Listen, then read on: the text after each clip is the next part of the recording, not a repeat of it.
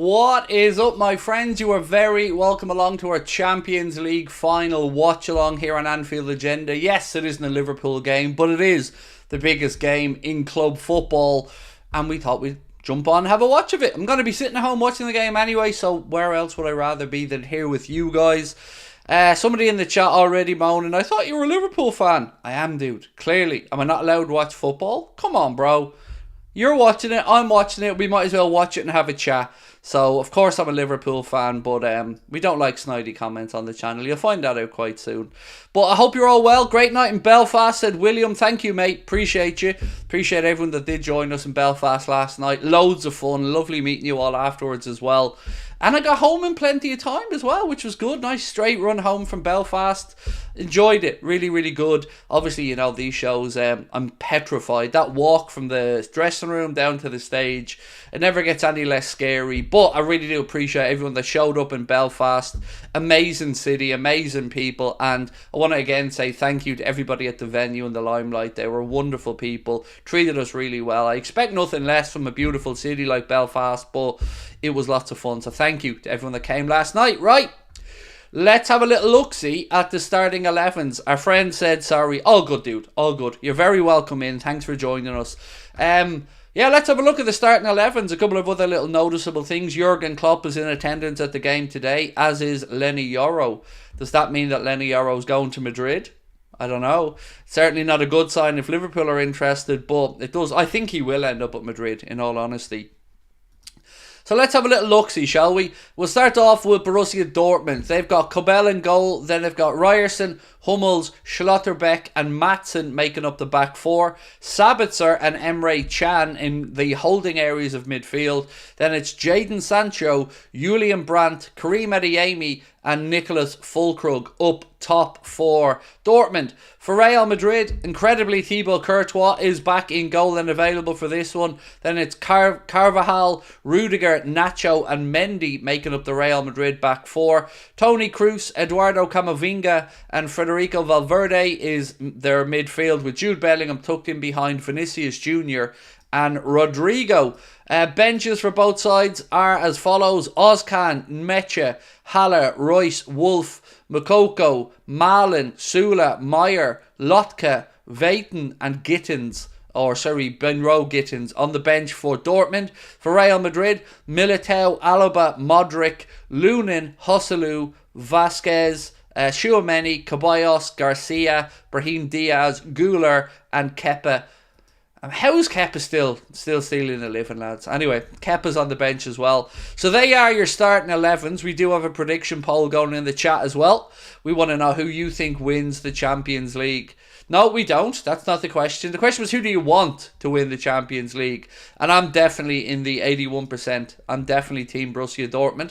I know a lot of people are a little bit, I don't want to say concerned, but the arms manufacturer that Borussia Dortmund have just taken on as a sponsor is probably really poor timing from their part to announce it, and it's put a couple of people off. Certainly in our Discord group was a topic of discussion, but I still want Dortmund to do it. For Kloppo, for those Dortmund fans, for the heartache they suffered the last time they were at Wembley, and to stop Real Madrid. So yeah, that's my take, but I'd love to know what you guys are thinking. Craig, would you take Kobel if Alisson Becker leaves? Well, he isn't going to leave, Giovanni, by the looks of things, so that's good news. And the keepers we spoke about last night, Biglow, the one from Feyenoord, Liverpool and Arsenal, looking at him. But no, we won't need a number one. So whoever does come in will be as a backup. Now, I wouldn't rule out Jaros taking that step up as well. He won the Austrian League with Sturm Graz. Actually, I think he won a double with Sturm Graz out on loan. So we can discuss all that in more detail on the next Anfield Agenda, late night agenda. Jamie, how are you, sir? Said, hi Craig, I hope you're well. What's your score prediction?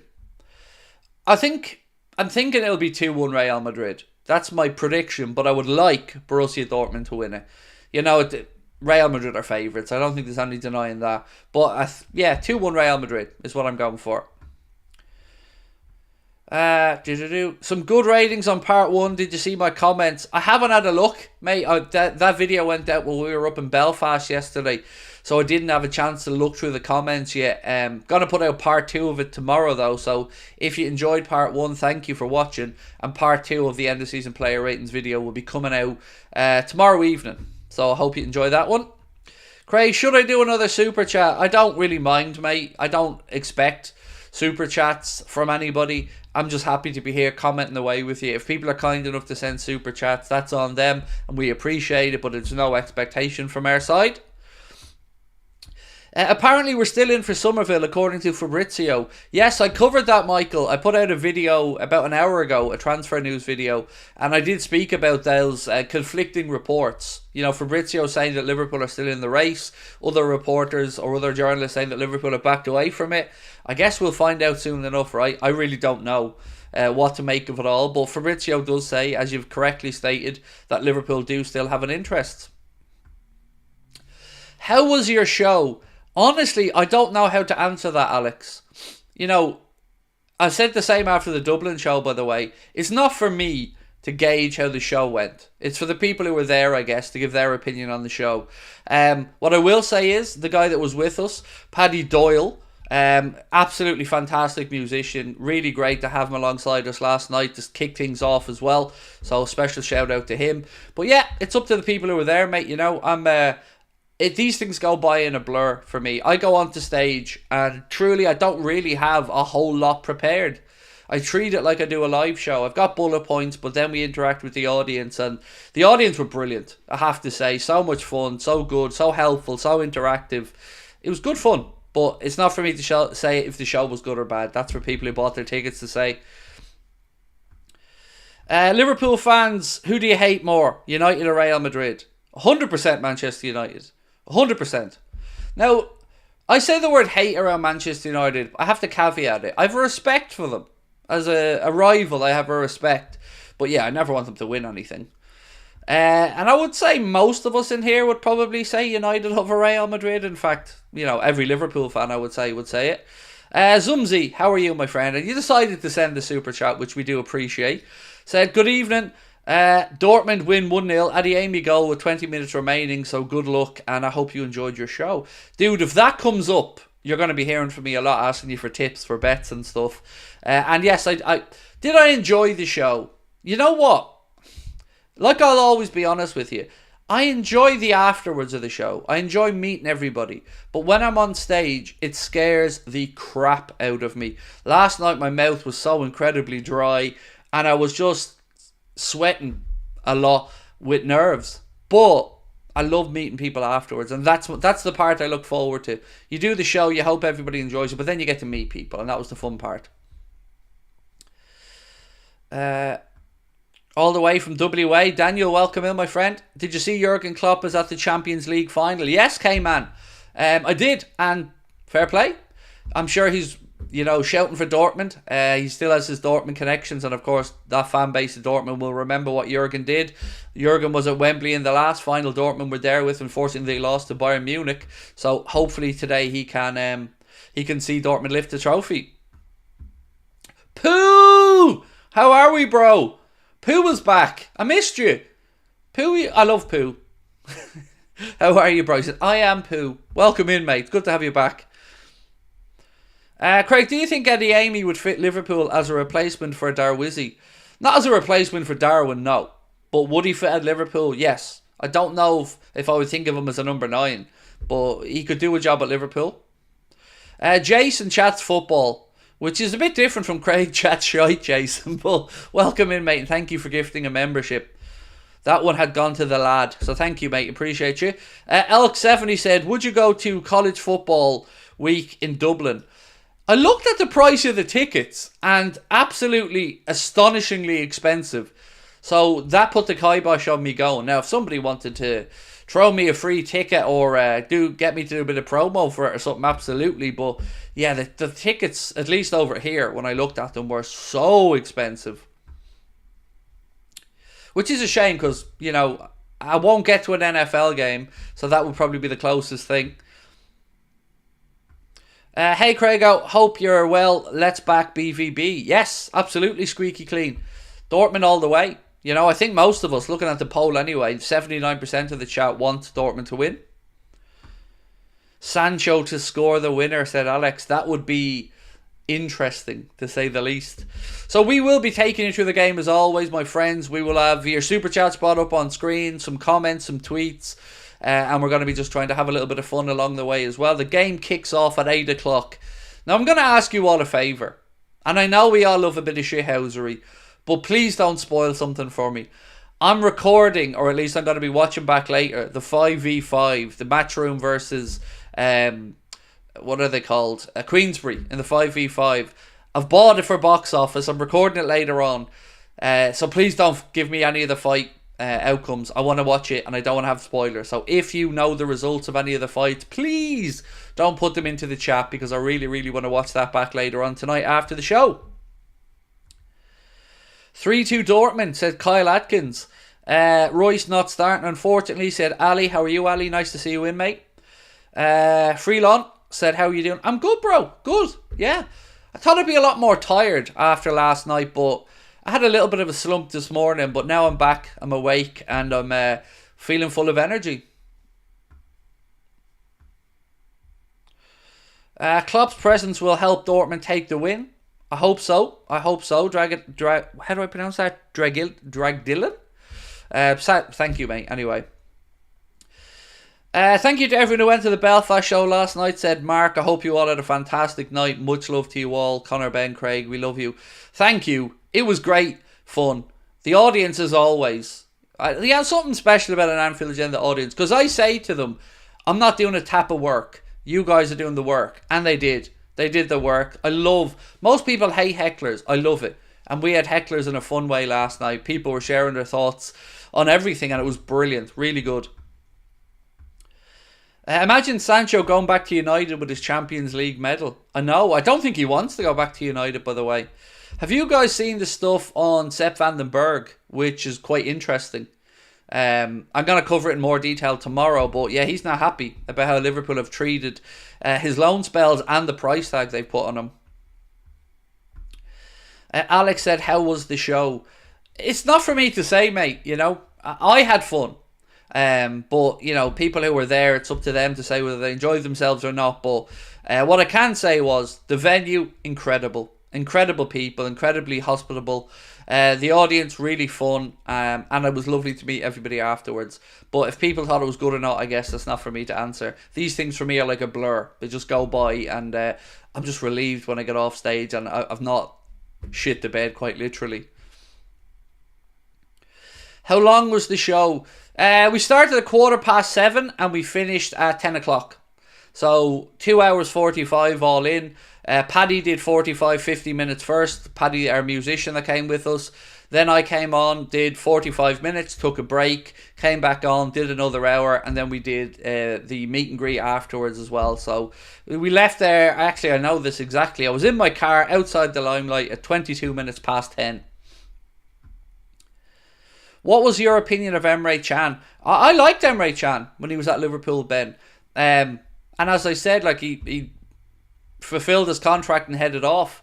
But yeah, I always had a soft spot for Emre Can. I thought he was a good, solid pro. Although I never thought that we seen enough of the best of him, because he's a very capable player. Is there any recent build-ups in our transfer window? There's a couple of little things, Nessie, that have been doing the rounds, like Varela. I covered it in tonight's transfer news video if you get a chance to watch it. Good few outlets now talking about Varela being a target for Liverpool. Came in from Boca Juniors previously, and they do have a sell-on clause in his Porto contract. So yeah, we keep an eye on that one. Keep an eye on the Ederson situation. And a couple of others. I covered most of it tonight in the video, to be fair. Is there a video of the show? Nope. Because some things get said at live shows that you can't talk about on stream. For instance, I was asked about Goldbridge last night, completely out of the blue. I was asked about...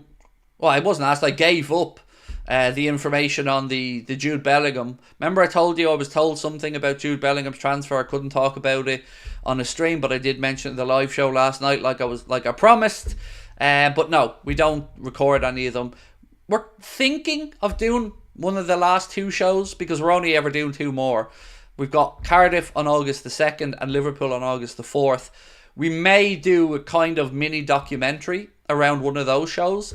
But we're still working on it. Now, if you do want to come to either of them, you can get your tickets, link in the description, or you can scan that QR code on screen. They are selling, so I think we could be selling for heading for a sellout. So if you are going to come, tickets are just 15 quid. It's an all-age event, both of them, so everybody of all ages can come along. And they're the last two we're doing. After that, Anfield Agenda will not be doing any more stage shows. We'll do meet and greets, and I want to get to Cork, Galway, back up to Belfast for a meet and greet as well. We'll do loads of them, but no more stage shows. Usyk and Jay-Z at the final. Nice. It is the biggest game in club football in the world, no denying it. It's pronounced Emre Can. Cool. Oh, well, I won't have to say it too often, to be fair. But yeah, as I said, a lot of respect for Emre. I thought he was a good, solid pro. Would you do it again? If yes, you had fun. I don't like being on stage. I don't. I don't mind doing things like Q&As or answering, topics, talking about topics from the crowd.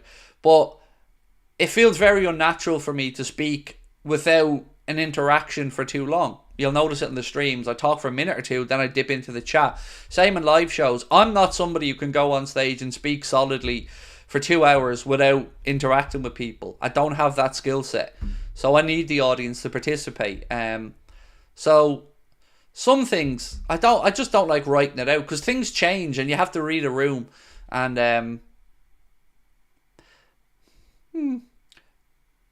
I don't think I'll do another one after these two. I think that's it. Unless maybe something big comes up somewhere, once-off event in the future. But certainly don't plan on any more after these two. Do I find being on stage or on stream more difficult? 1,000,000% being on stage. I've no nerves here. I can sit here, chat with you guys, and there could be 100,000 people in the chat, and it wouldn't bother me. But you stick 150, 200 people in front of me in a room, and you see real people. You don't see numbers, you don't just see names in chat. You see real people who've spent money, left their house to come to see you, and you feel a duty to make sure they have fun. So definitely more scared on stage, mate. I'm used to this. 6 years of this now, doing this, so no nerves with this. Have I heard about Somerville and that talks are expected soon? Yes. So there's conflicting reports around the whole Somerville stuff, and the opening show is taking place now here on the Wembley pitch. But was that Lenny Kravitz? Is it? I don't know what to believe on the Somerville stuff, because I can completely believe Fabrizio that he says the interest is still there, because the interest has been quite a long time. But there's also been other people who say that Liverpool have backed away a bit. I don't know is the honest answer. But whoever the club want to bring in a wide position, I just hope they get it done soon. Now, actually, on Varela, really quickly before we focus on the Champions League, Varela could be a bit complicated, because he's also going to be playing in the Olympics. So you'd have probably the Copa with Argentina, and then he's going to play in the Olympics as well. So he'd have no pre-season wherever he went if he moves from Porto. So I don't know if that will complicate things, put Liverpool off, or they'd be willing to hang on a little bit. But just keep an eye on that situation as well. Seeing Arne, Edwards and Hughes Ward started today, pretty exciting. Yeah, but we didn't get any announcement really, right? So we got a post from Liverpool to say that they'd all started, but we didn't get any video. We didn't get any content. So yes, they are technically starting work today, June the 1st, but yeah, I wish we had got a video or something, or an interview with Arne Slot. Do you think Fabrizio has removed the fun from transfers and deadline day? Look, I don't like Fabrizio. Don't know him personally, but I call... How do I say this? He gets told what people want him to be told. So if an agent wants a particular narrative pushed, he can pay Fabrizio Romano, give him the information, and that'll get tweeted out to the world. If a football club want a particular narrative about a situation in a certain way, I look at him as a gun for hire rather than a journalist. So has he taken the fun out of transfers? No, but he showed me how greasy the football industry is. That's what I will say, you know. But look, transfer season's fun. I love transfer season, but I don't like that people are willing to give up information like that to push a narrative, good or bad.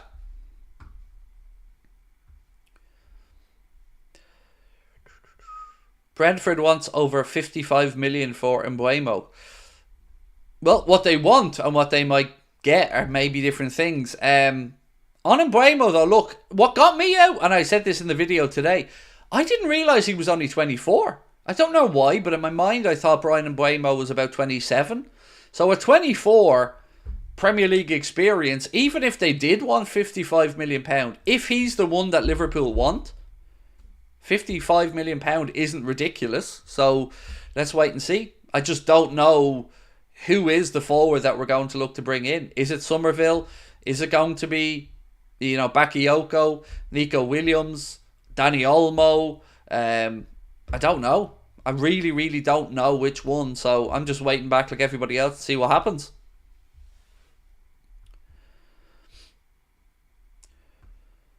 Brentford could take Tsimikas as part of the Mbeumo deal, said Coach Bill. So last night, I was reading comments, I think it was on The Athletic, and they were talking about players' futures. And the amount of people who believed, like, Costas was a good defender shocked me. I'm not saying he's not good going forward, but I think he's a liberty or a diabolical in defence. I think he overcommits way too much. So I'd move Costas on, but let's wait and see. 27, I thought he was at least 30, said Morganski.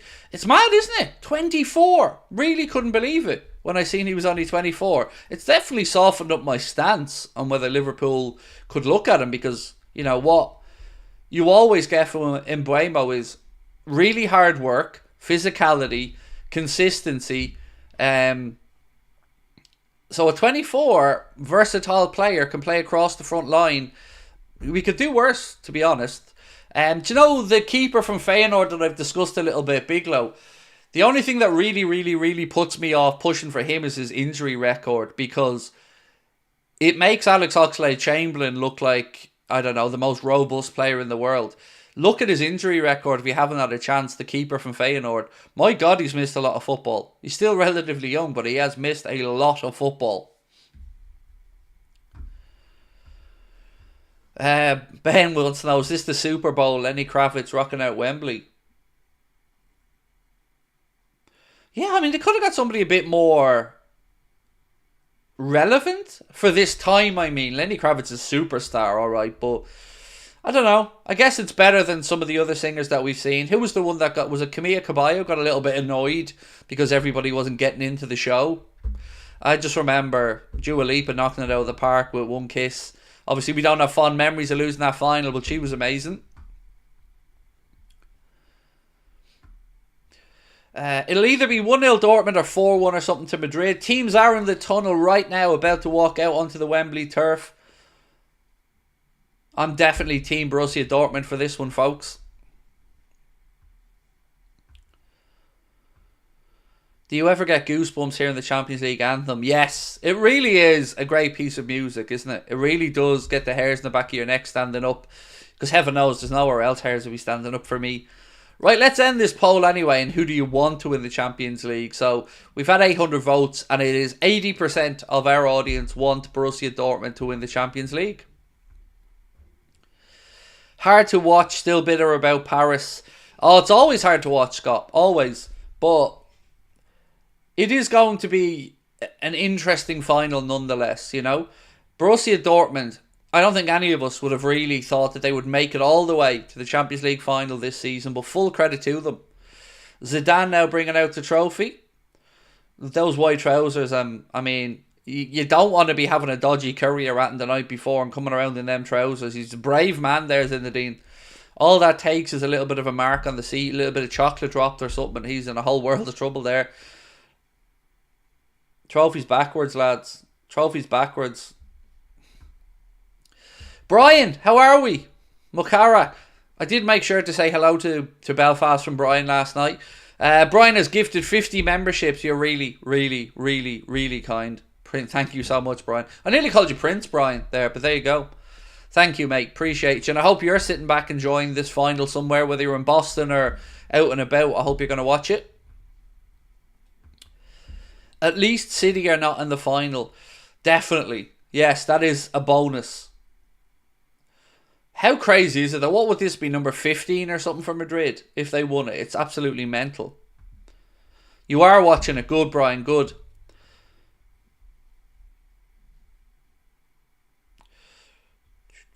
Chris, how are you, mate? Welcome in. Messi is the GOAT. Appreciate you in, mate. Come on, Dortmund. Nice. How did it go last night? Again, I find it hard to answer these questions, Carl, because, I wasn't in the crowd, but I had a good time. I enjoyed meeting everybody. The venue was amazing. The people working there were amazing. And, yeah, we all felt very well looked after, and the audience were great. But I guess it's for others to say whether they enjoyed themselves or not. People who were there, though, did get to meet my wife as promised. She was there at the event. And if you're coming to Cardiff, you're in even more luck. Because not only will you get to meet Sabrina, you'll get to meet Lucas as well.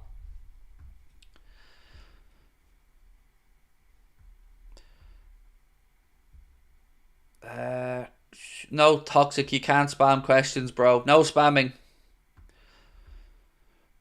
Right, score predictions. Get them into the chat. I'm going to go 2-1 Madrid, although I'd absolutely love Dortmund to win it.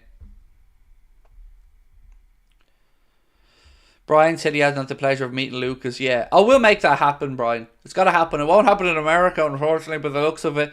But we got to make it happen. If it takes us to go to Mexico or Canada, we'll make that happen. Oh, there you go. Connor said, Brian, you'll love this.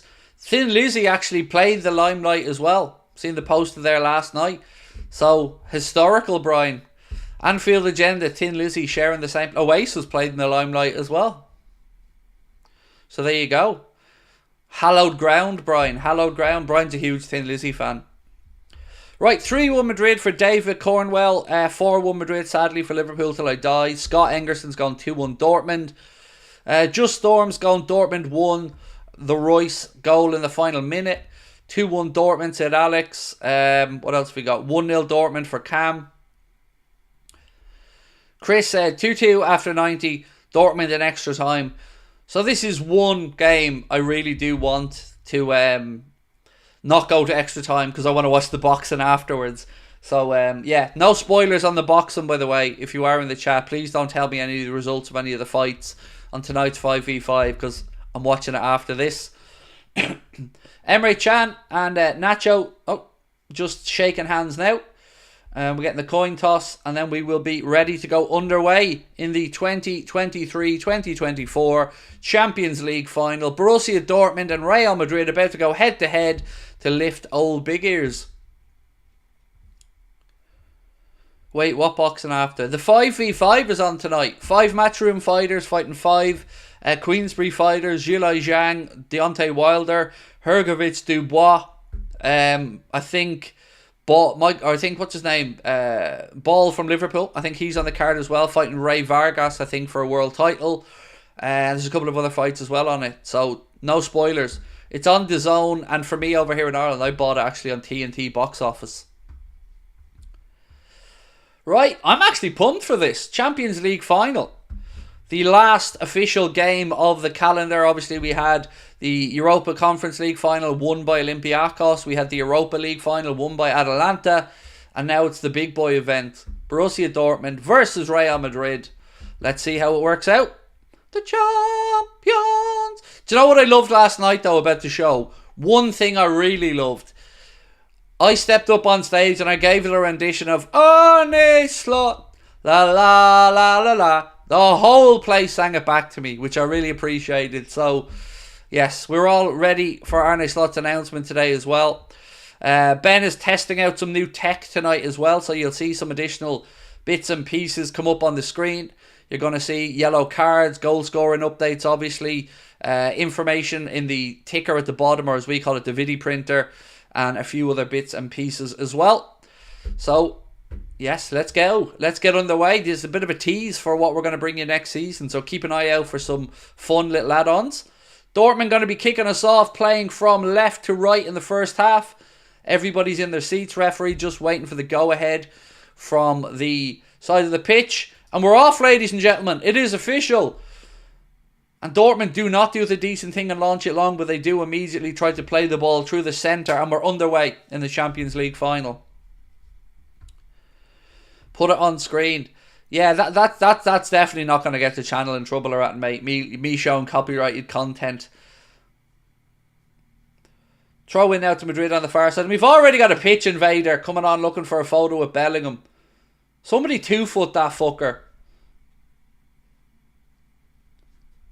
Shocking. All week we were told about Wembley. Oh, Wembley! Beefed up security, loads of stuff, extra people. 30 seconds into the game, some lad on the pitch getting a selfie with Bellingham. Fair to say, London ain't doing a bang-up job again. Come on, London. Step it up.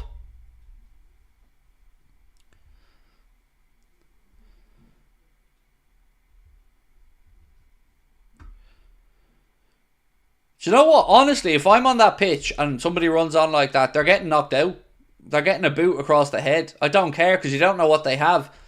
I'm old enough to remember Monica Seles being stabbed. So if I'm on that pitch and I see... Well, of course I'm not on it. But if I seen somebody running out, somebody's getting knocked out, that's that can't be happening.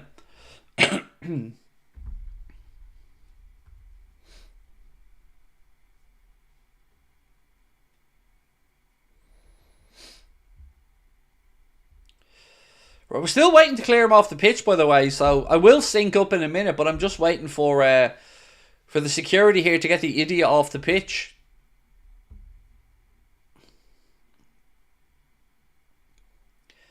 I know most of the time it's a young child or something for a photo with Messi or Ronaldo, and that's alright, you don't go knocking out young children. But if a grown-ass adult runs onto a pitch, we have to be careful, lads. We can't be having that in the sport, you know? As I said, I'm old enough to remember when Monica Seles was stabbed, and I don't want to see it happen to any other athletes ever again. So, yeah, can't have this happening.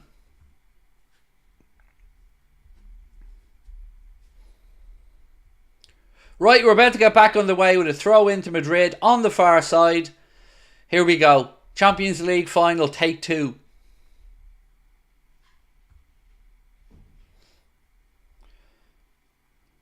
Let's see who settles into this game the quickest. So I'm going to sync up at 3 minutes now. Just so people can sync up with us if they want to. Free kick to Madrid. Bellingham gone down, but he's back up.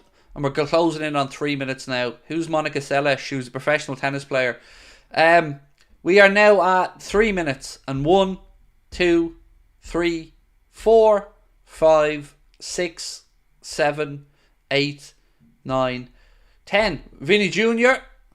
trying to get the Real Madrid fans to raise their voices. Yes, Monica Seles, not Sellers, Seles, was a really, really famous tennis player, probably before your era. I'm not sure. I think it was a Steffi Graf match that she was playing against when it happened. But yeah, Monica Seles is superstar of female tennis when she was around back in the day when she was playing.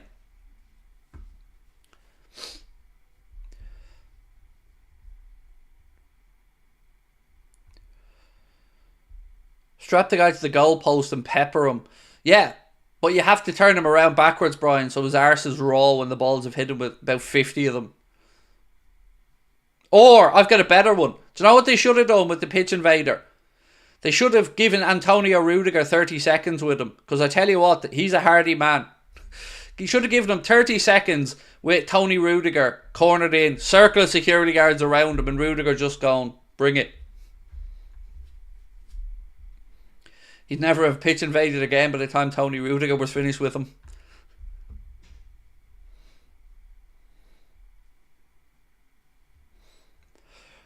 Real Madrid playing it through midfield now. Out left side to Vinny Jr. I remember Craig, I remember that incident, bleeding awful. I still think about it to this day. Like, it felt so surreal seeing it happen. I remember watching it on Eurosport back in the day when was it the French Open or something? Throw in. Right hand side to Dortmund. We're almost 5 minutes in. Game still settling down. Let us know who you think is going to win in the chat as well. And again, thank you to Brian for those gifted memberships earlier on. Thank you to people who sent in their super chats as well. And 2 more live shows to go. So if you want to see us in Cardiff or Belfast, get scanning that QR code or have a look at the link in the description. Dortmund now with Sabitzer on the break right hand side. Got options in the box, cross in. There he is, Tony Rudiger. Read the situation perfectly, headed it away. Bellingham now for Madrid. He's closed down. Back with Sabitzer. Sancho. Cross in right hand side. Block behind. First corner of the game. And it will go to Borussia Dortmund. What did I think about Sepp's comments? I'm going to go through them in a video tomorrow, mate, in more detail. But I understand where he's coming from. You know, I haven't lived his experience with what's happened since he's come into Liverpool. So I think it's not great to say these things in public, but I do understand his frustration. Right, Julian Brandt to take the corner for Dortmund. Right side, signal given. Ball played in. Flicked on. And cleared. It was flicked on, I think, by Emre Can. It's up in the air. Second ball back in. Overhit and it goes through to Thibaut Courtois.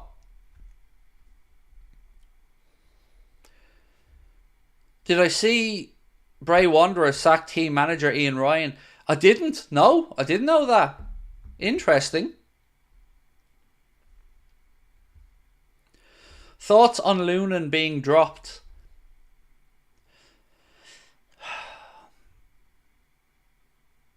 I think... Look, Ancelotti said Lunin had a bit of a bug or something this week, or he was unwell as well and travelled over later. I think he only got in yesterday, if my memory's right. So, it is a difficult one. With an outfield player, I'd say it's madness. Absolute madness. But when you are talking about either the first or the second best goalkeeper in the world, because it is between him and Alisson for me, I can understand it. And he's got the experience as well, of course, Thibaut Courtois, on the biggest occasion. So, I understand it, but I'd also understand if Lunin felt disappointed.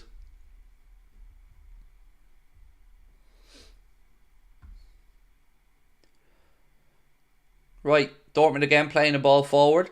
Breaks in midfield. Chan has it now. I love that he kept number 23, by the way. That's a nice little touch from Emre Can there. Obviously wearing it at Liverpool after Jamie Carragher.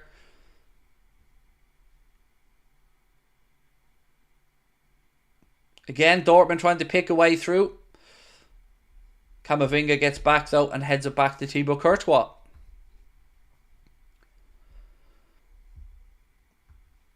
So is there anybody in the chat who wants Madrid to win? Just out of curiosity.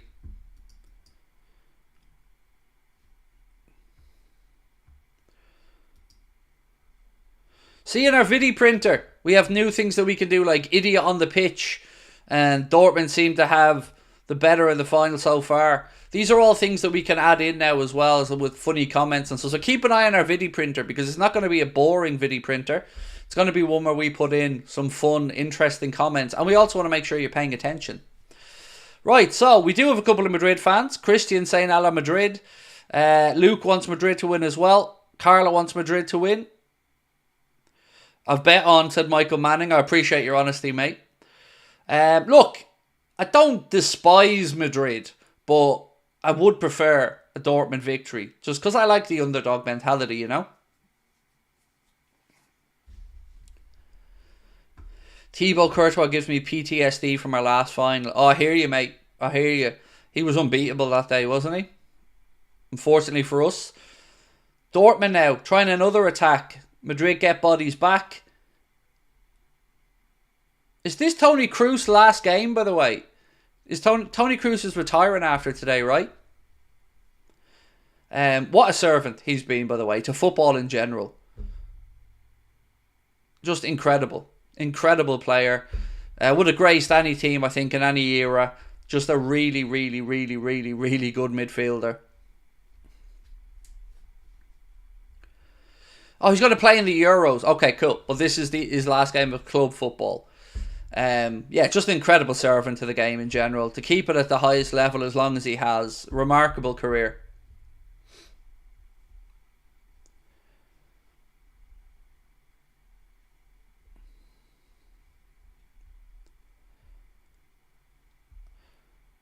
Anyone that sings You'll Never Walk Alone is good for me. We like that, the Reds. Well in. Would he play the Super Cup? No, that's counted as next season. So even in the list of honours, that's counted for... because it takes place during the following season. Which is why you can also play players that you've just signed in the Super Cup, even though they weren't maybe at the club when you won your UEFA Champions League or Europa League. Bit of panic in the Dortmund defence there, but they just about get it away, and it'll be a throw into Madrid on the far side. Fede Valverde looking to get on with it quickly, but in the end waits for Carvajal. Nacho's final game as well. Yes, good shout that, Nomad. Another great servant of football.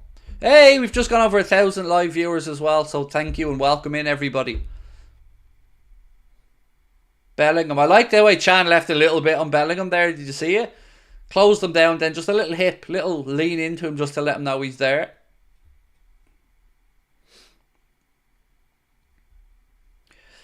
Simon Howe said Valverde is total class. He is, mate. He's a class act and an incredibly good footballer. Valverde now right hand side to Carvajal. Back to Valverde. Bellingham. Valverde. Well, we gave him the big up and then he goes and skies one, but he is still an incredible footballer, Fede Valverde. But yeah, his aim wasn't in on that one, let's say. So, John Rowe, this game is a tearjerker no matter what. We'll miss Royce and Kroos. John, I'm not going to tell you what I read that as, but needless to say, I seen the word jerk first, and I didn't think you were calling me a jerk. You know, I'm going a bit blue with it here, John.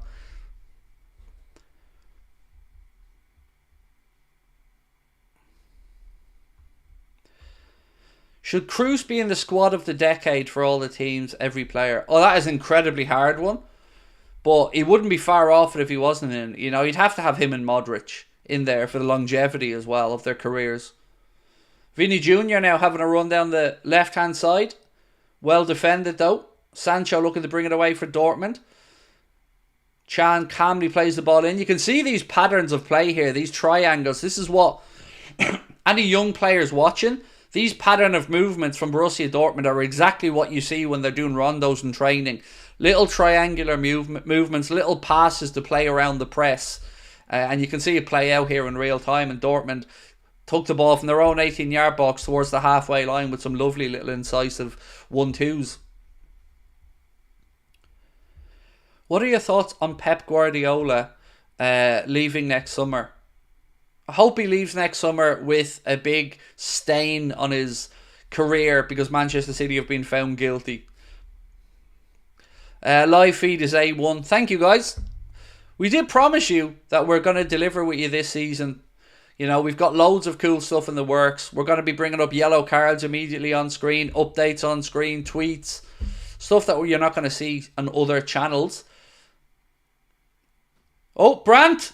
Brandt! Oh! Drags it wide. Should have scored that one. Looked like there was a potential handball in the build-up, but... oh, he was offside. Offside, wouldn't have counted. Wouldn't have counted. Although Brandt should have done better with the finish, he was off. Well, he wasn't. The player before him was offside, so it wouldn't have counted.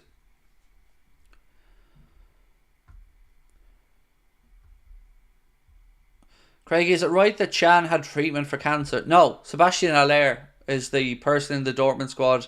I think he wasn't at Dortmund at the time, or was he? Maybe he was, actually.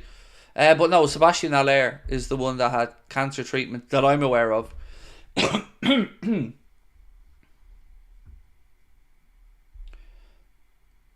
Bellingham slows it down, goes back to Toni Kroos. Kroos, look at that. Look at that ball pinged out there. Trent-esque to Danny Carvajal. Lovely play here. Vinny Jr. Nope. Again, not quite able to keep it down. Vinicius Jr. gets it onto his left foot but skies the shot. Foxy, how are we, mate? Welcome in. Hope you're well. Hope yourself, Leanne, and the kids are good. Dortmund fans protest weaponising. Just been sent this in the chat as well. They don't want it. Look, we don't do politics or anything here on the channel, but it is defo not the greatest look if a football club is taking a sponsorship from a weapons manufacturer.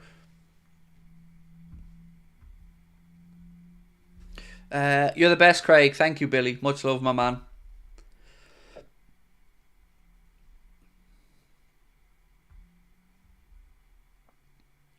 Kroos dinks the ball out right side to Tony Rudiger. He's closed down by Eddie Amy, who goes back to Courtois. And you can see again, calmly just playing that ball over the top. Madrid now looking to have their little pattern to play out. Camavinga. Carvajal, loose ball played across, but Madrid eventually clear it into midfield. Bellingham brings it under control. He's got Vinny Jr. with him should he want him to the left. Bellingham carries the ball a little bit further forward. Now it's to Vinicius Jr. He's challenged. The ball goes out for a Real Madrid throw-in. I still can't figure out how Madrid will fit in Mbappe without somebody else going. And then we still have, all good here, my friend. Glad to hear it, Foxy. Then we still have the whole Endrick conversation as well to go in there at Real Madrid.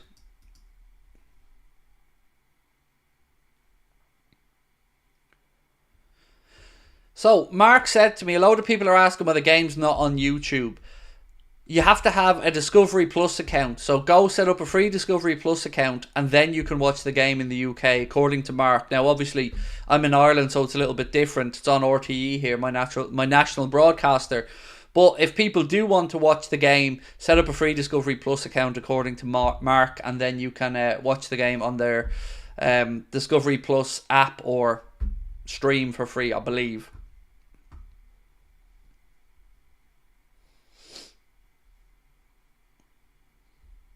Oh, almost 1,200 people in. Really, thank you guys for coming in. Thought it was going to be a really quiet one tonight, you know, because so many people will be covering the game. But you guys are genuine. Real genuine people. Thank you. Appreciate you coming in and giving us a try. If you are new, please do hit that subscribe button. Rodrigo now left-hand side for Madrid. Back to Bellingham, to Kroos.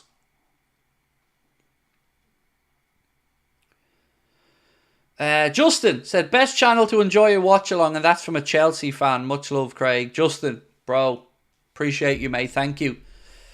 I love the fans of other channels, I'm sure that happens as well, but I love the fans of other clubs drop in, mate. We had 2 or 3 United fans at the show last night in Belfast, which was interesting. One of them just kept shouting out Garnacho. It was the answer to every question I had, apparently.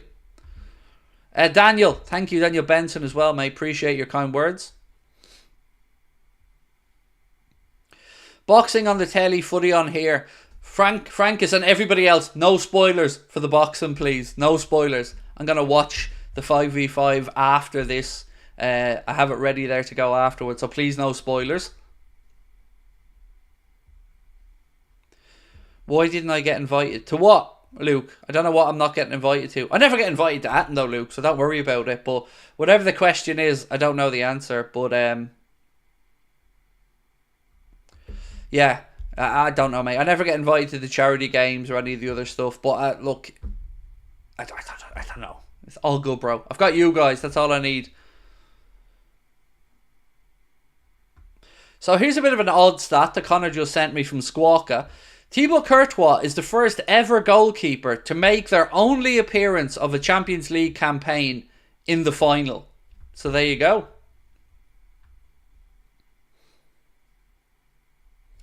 Tyler, nice to see you, mate. You said, hey Craig, hope all's well and I hope the show went well.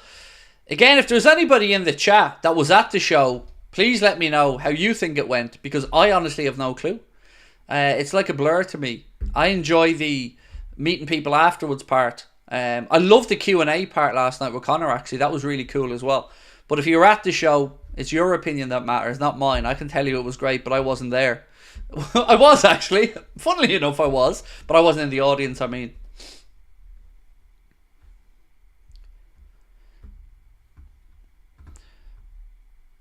The show was amazing. Thank you, Gaming Dog. Appreciate you, bro.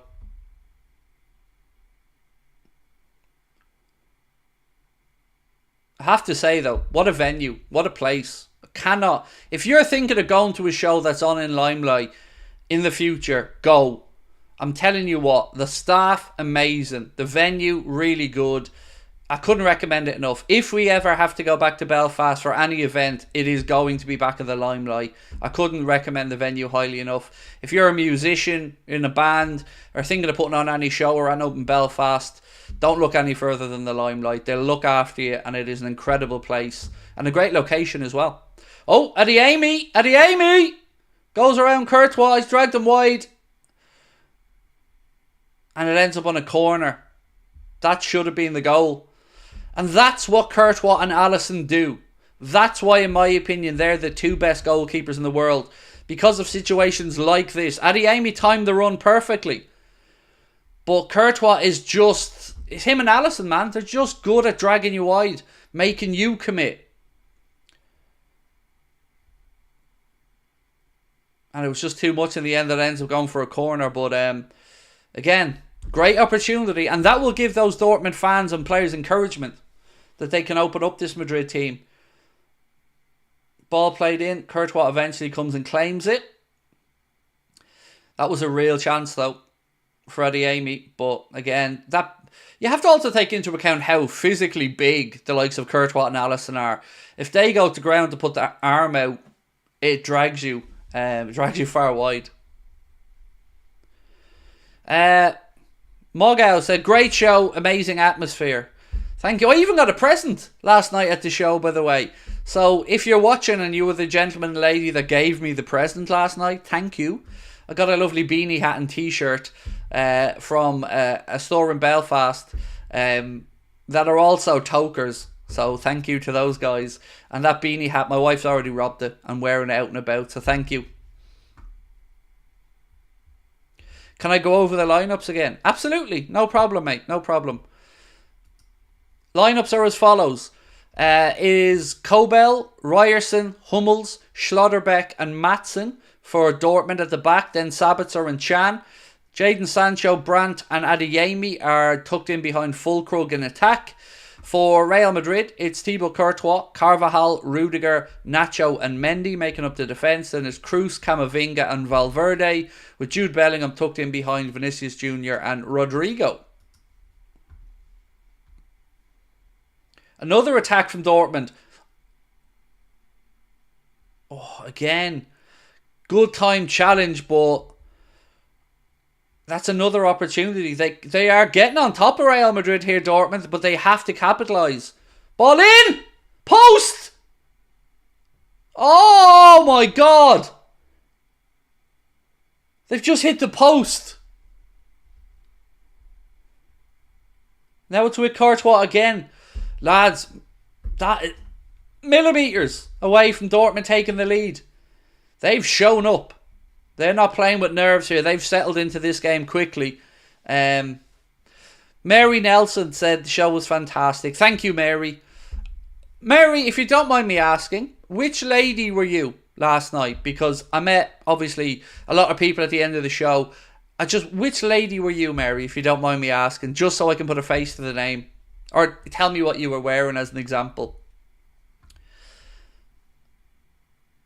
What a chance that was. And it fell to Füllkrug as well. He even had a little bit of wiggle room. Look at the bounce of the ball. Oh, so close.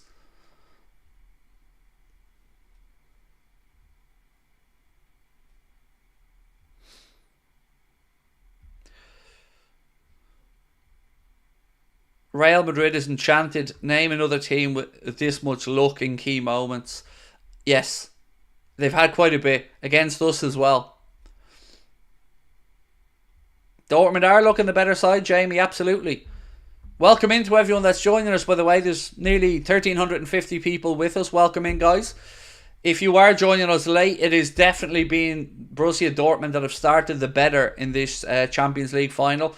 Emre Can's down now with an injury, though, to his left leg, which will need some consideration. How many people were at the show? I'm not trying to lie with the answer, Chris. I don't know the final numbers yet, mate. It was less. It was about somewhere between 80 and 100. Somewhere between that mark. But I don't know the exact numbers yet. No Royce. He's on the bench. He's on the bench, mate. Just guaranteed. Just making sure. Yes, Marco Royce is on the bench for Dortmund. Live feed is class, said Gumi. Thank you. As I said, we do have some new fun stuff that we're adding into the channel next season. Whilst there's a break in play, I just want to give a shout out to the guys that helped us build this technology that we're going to be flexing for next season. Lineup Builder, you know them as one of the best apps out there and websites for building your lineups, but the developers behind Lineup Builder have been helping us behind the scenes as well, building Anfield Agenda's new system for next season. So big shout out to our friends at Lineup Builder. If you're going to use any app or any website to pick your preferred 11 for a game, make sure you visit our friends at Lineup Builder. Big up Craig, I got my yellow shirt on. Come on Dortmund, said AK. Welcome in, mate. I hope they do it. I really do hope they do it. I hope they don't regret these missed opportunities.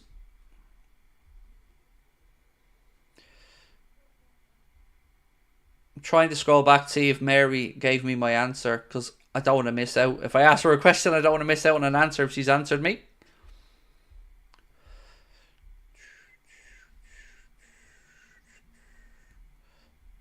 What a game so far. Real Madrid behind the pace, but will always remain dangerous. Who knows who's going to win? I said I have the high ground. Yeah, it is. You can never write Madrid off, mate. Never.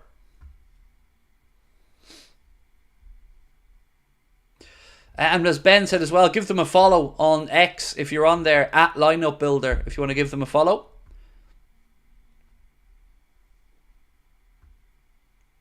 Am I looking forward to the Euros? Absolutely, Jack. Obviously, I have no vested... Oh, here, one sec, Jack, one sec. Ball in. Good defending by Dortmund. Good defending.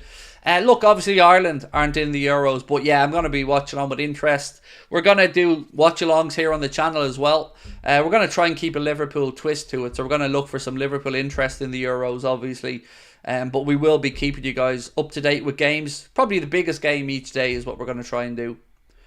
Dortmund on the attack again. Adeyemi dragged out wide left. Strike. Courtois full crook. Oh, I just can't. Oh! So, sorry about that noise.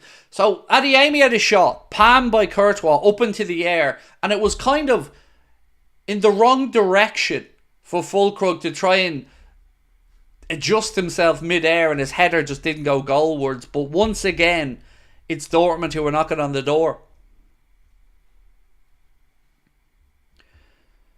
Do I not have match facts such as expected goals and all? Oh, we do, Harry, but this is a little trial tonight, mate. For Liverpool games, you're going to get all the full stats and stuff like that of expected goals, all that kind of stuff. But not for this. We're just trialing it out bit by bit by bit ahead of the new campaign. But we will have all that stuff for you when it's Liverpool next season, don't worry. Scott said it was a good night last night. Had a laugh. Great to meet you. Thank you, Scott.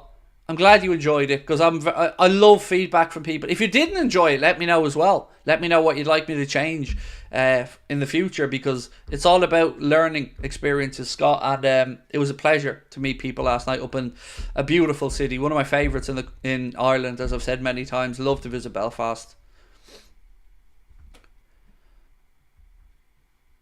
Will I give us updates on the Copa America? Absolutely.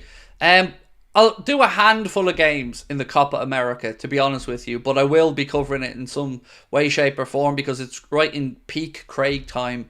You know, I'm a late night person, so I'll definitely be doing a few watch-alongs. Corner now to Real Madrid. Would I ever come to Cork? Rory, I said this not an hour ago to my wife, mate.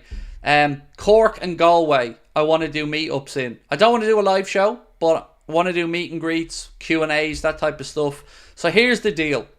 If you're in a supporters club anywhere in the UK, Ireland, in Europe, and you want us to come over, doesn't have to be for a show. We can go to your local bar, just do Q&As, do meet and greets. We're happy to do it. Just let us know. It's sourcing the places, that's the problem. But yes, happy to do it, mate. Love to get down to Cork. Here we go again. Dortmund on the counter. Sancho, right hand side. Look at the amount of bodies Dortmund commit forward here in these attacks. Referee says nothing in that. See how quickly Dortmund get supporting players up in their attacks there. All of a sudden, one ball to the right hand side to Jadon Sancho, and there was a stream of Dortmund players trying to get into the area to create overloads. I'll miss Klopp once the next season starts at AK4P. Look, it is a loss for the Premier League, mate. So will Guardiola be when he leaves Manchester City. You know, we want the best managers and the best players in the world in the Premier League. And, you know, to see Jurgen Klopp depart, it is a big loss for football, I think, in general, especially for us Liverpool fans. I seen actually Antonio Conte's salary that he's about to take at Napoli. I bet you he wouldn't take that salary in the Premier League. It really interested me. Do you guys know how much Antonio Conte is going to be getting paid a week to manage at Napoli? Sorry, I'm getting distracted by myself. It's like their highest contract ever, but I think it's like 200 grand a week. It's like 10 million quid a year or something. It's very low compared to what I'd expect he was getting paid at Chelsea and whatnot. Aaron, how are you, bro? Said, so lovely to meet you last night. I was glad with the long hair and the beautiful fiance. Genuinely was starstruck. Massive thanks to you and Connor. Thank you, Aaron, and thank you to your fiance for coming along as well, mate. I hope you guys enjoyed the show. Highest in Italy. I know it's the highest in Napoli's history. I'm not sure. Is it the highest in Italy as well? Did you enjoy it, Aaron? That's what I'd like to know, mate, because obviously I don't know how these things go, but I'm so glad you made it out, and I'm really appreciative of it, bro. So thank you to you and your fiance. Do you know what was a really surreal thing last night, actually? So one gentleman came up to me and asked me could I sign an autograph for him, and I said sure thing. So I opened up the book to sign him an autograph, and I was seeing my wife's signature on it. I opened up the book and I'm like, Sabrina? So Sabrina was the first person to sign an autograph last night. But it was weird opening up the autograph book to see my wife's name there. It reminded me of every Christmas card we've ever sent.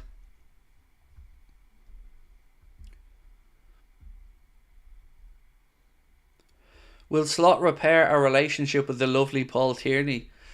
I'd rather the PGMOL just got rid of Mr. Tierney or stopped them from having to come near Liverpool games. I said this last night at the live show as well. Oh, that was you, Robert, was it? Nice. Nice, mate. Myself and my wife were discussing that earlier on. Thank you for coming. Thank you for coming up to say hello at the end as well. And thank you. You're the first person that's ever asked me for an autograph. So I felt very, very honoured, mate. Thank you. How come you're not streaming this on Top of the League? Because we haven't put content out on it for a while. So we don't know what we're doing with Top of the League. Just made sense to keep this channel ticking over by doing it on here today. We'll do the Euros games on here as well, by the way, just to keep us going through the summer. But we'll be looking to put a Liverpool twist on it. Absolutely loved it, Craig. Even my fiance, who isn't a big football fan, loved it. That's brilliant to hear, Aaron. Thank you. Yeah, look, I'm my own biggest critic, mate, and I always think I stink the gaff up because I'm not used to live shows like that, but I'm glad you enjoyed it. Thank you. Valverde now, right hand side. Ball slipped back into Carvajal. Takes a touch a little bit too heavy, and it goes behind, and it'll be a Borussia Dortmund goal kick.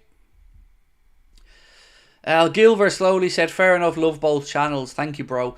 We're just trying to figure out what the best thing to do with Top of the League is. So we're in talks with another outlet to kind of combine together to create something bigger, or do we go the whole just me covering it like a second channel for non-Liverpool games, or do we sell it? Because we were offered to a couple of people have offered to buy the channel from us. So I don't know what we're doing with it yet is the honest answer, but it deserves something to be done with it. Sorry, a yellow hair for Vinicius Jr. for closing on the keeper a little bit too enthusiastically, and when the keeper cleared it, I'm just having a look at it now. Yeah, it was a bit snidey and a bit late. Definitely a yellow card. Good decision from the referee. You could see what Vinicius Jr. was trying to do, but he didn't get there in time.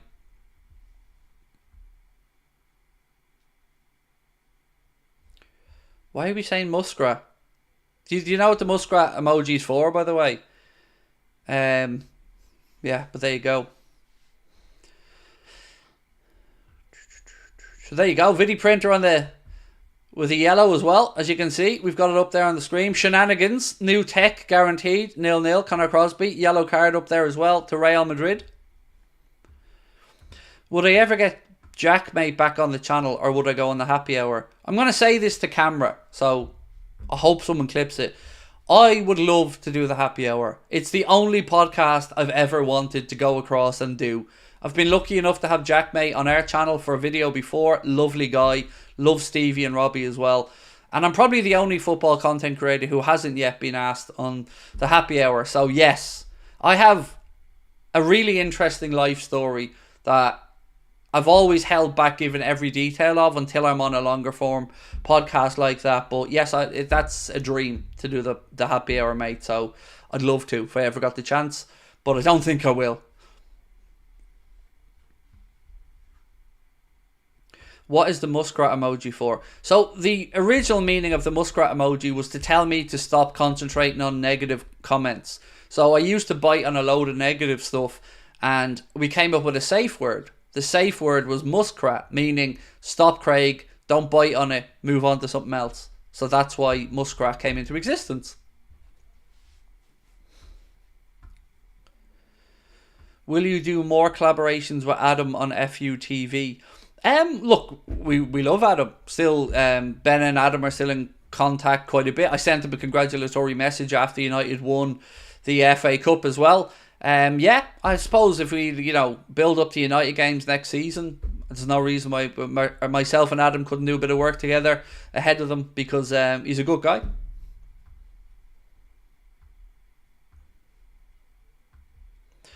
John Connor said, for a game that's 0-0, this game is awesome. I'm right with you, John. I'm right with you, mate. It is definitely not a boring spectacle. Now, remember, we will have a couple of minutes additional time at the end of the game, because, or the end of the half, because of the idiot who came on to get a selfie with Bellingham and pitch invaded at the start. I really love the channel, Craig. I've been following for a while and I've always loved the content. WFM. Thank you. Appreciate you. I hope Liverpool sign Maatsen. Thoughts? I'm going to be honest with you, Henry. I'm late to get to know about Maatsen. I'm late to get to see how good he is. So I don't know the answer to whether he's good enough or not. But I know that people in our chat rate him highly. But I'm going to be honest with you and say this is my own, I don't want to say laziness, but I haven't had a chance to watch much of him.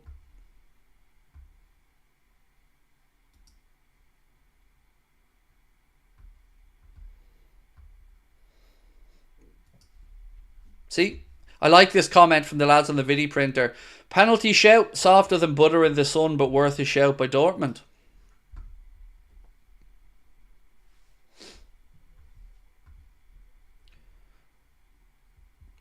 Craig, I know I mentioned it to you before, but would you ever reach out to Neil Atkinson at the Anfield Wrap? It would be great for a one-on-one with you.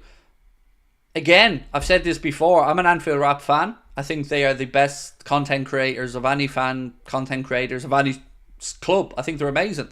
I don't have any type of relationship with them. I don't know the guys at the Anfield Wrap. I don't even know if they know about me. But I would love to do a podcast with them. I think they're brilliant. I had the pleasure of meeting Gibbo once. He didn't know who I was, but I was, I wanted a photo with him because I seen him somewhere, and I like John Gibbons and I like the Anfield Wrap. So, yeah, if that opportunity ever arose, absolutely. I'd love to do something with the lads of the Anfield Wrap because I think they're amazing. Sancho. Oh, another opportunity, but again, well defended by Madrid. Did you see Kloppo sing along with the Dortmund fans when You'll Never Walk Alone was being played? I didn't see it, but it doesn't surprise me. It's a club. It's a song that obviously means a lot to both football clubs. And I love that we have that connection with Dortmund as well as the Jurgen Klopp connection, of course. Henry said, Maatsen or Grimaldo? I think Robbo overcommits. So Grimaldo's age would definitely go against him because he's, 28, 29, Grimaldo? So, but I think what you think about the overcommitting, I think about for Costas. I think he overcommits as well. Have I ever thought about doing a podcast show? Yep, we're launching one in the summer. I said this the other day. Yellow card for Schlotterbeck, by the way. Nico Schlotterbeck, yellow card for Borussia Dortmund. Yeah, we're launching one in the summer. We're doing an Anfield Agenda podcast. It's going to be coming out after the Euros, and then it's going to come out probably twice a week. Only audio, so there'll be no video content with it. I'm just waiting to hear back from my potential co-host to see if it's feasible for him. I think we're looking good, but yeah, the podcast will be once a week, myself and my co-host, and that'll be about 45 minutes. And then there'll be a 20 to 25 minute podcast, just me on my own, for the other episode each week.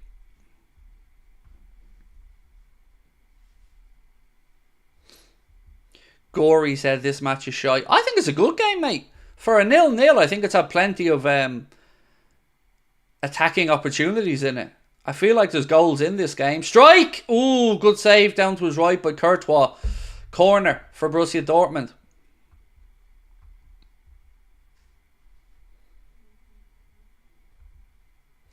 The Liverpool prophet said, Craig, I'm telling you, bro, Madrid have something strange looking out for them in finals.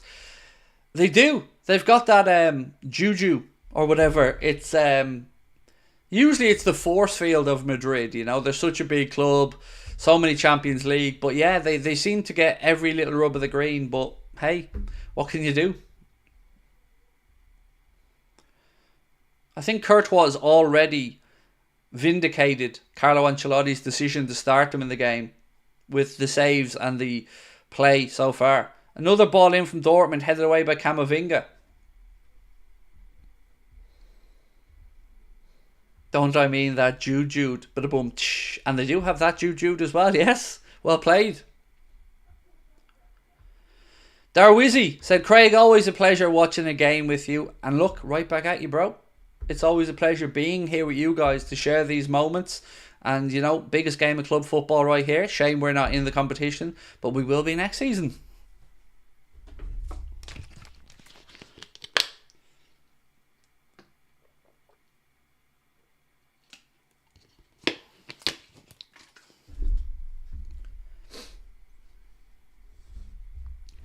Just like where I'll take you there. Go on. Oh, Sancho. Skin Tony Kroos. Right hand side. Ball pulled back. Again, Camavinga's there to clear his lines. Mendy has it now for Real Madrid. Look at the press from Dortmund. Oh, Sabitzer. That does my head in.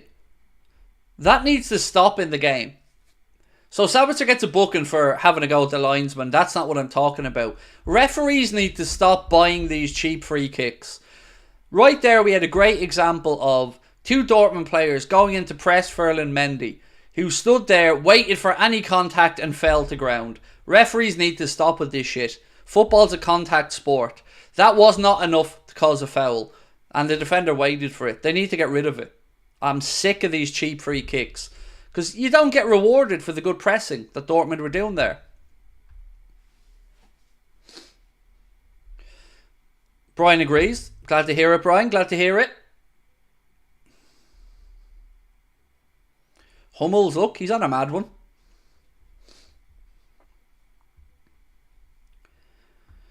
Dortmund are fired up for this. Certainly looks that way. Bugger boy. Certainly looks that way. Great tackle that. And he played it out off Vinny Jr. as well.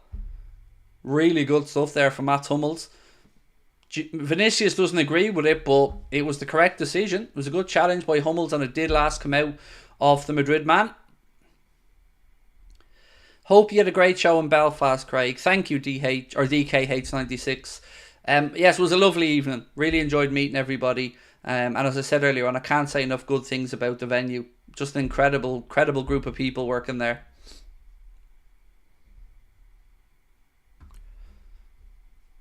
The Dortmund midfield are beasts. Don't see Liverpool being able to transition like this. Well, let's wait and see. Because Arne Slot will have more of a play around the press style build-up, rather than what we kind of see at Liverpool more often than not is longer balls. So switching from side to side or balls in over the top. Under Arne Slot, I think we will see a more adventurous style where we try to draw players onto the goalkeepers and the defenders and play around that initial press.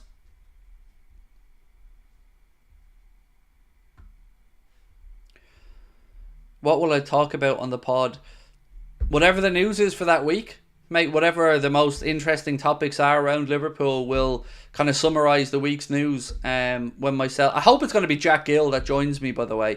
I'm just waiting to hear back from Jack, but it looks like it'll be myself and Jack Gill who will be doing the Anfield Agenda podcast, and then I'll do one episode on my own each week as well. 4 minutes added on at the end of the first half, which seems light, considering we had at least 2 and a bit minutes for the pitch invader, but 4 minutes added on by the referee.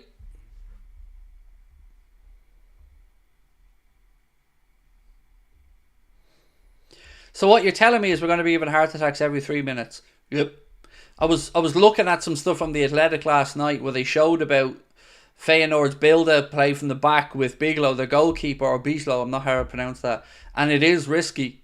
But when he gets it right, and he is quite good with his feet, and so is Alisson, it's genius. You get around the first layer of press quite quickly and through midfield, and then you've got overloads. So I'm looking forward to Arne Slot. And of course, today he officially started his role at Liverpool Football Club.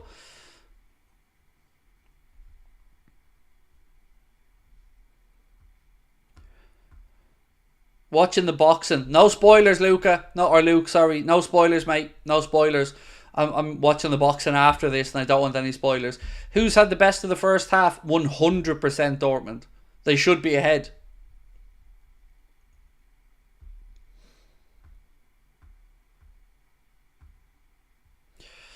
Almost forgot the Irish guy is challenging you for subs. He wants to surpass you. Good.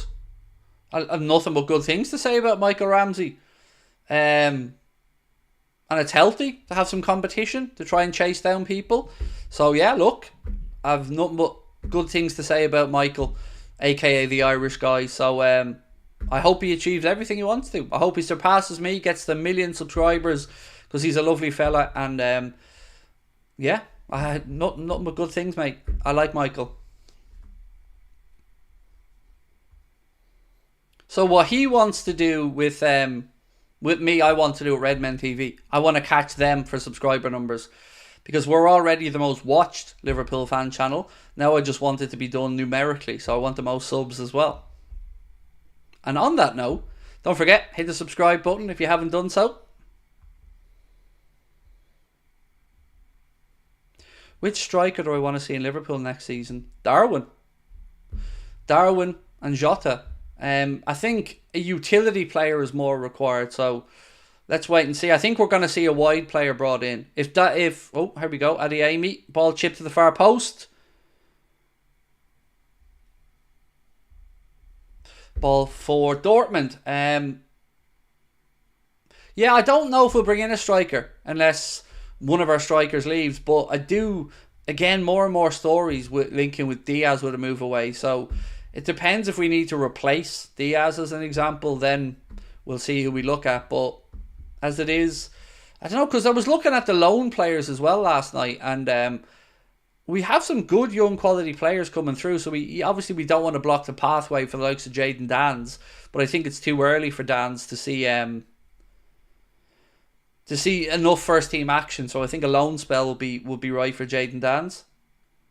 Another corner here to Dortmund right at the end of the first half.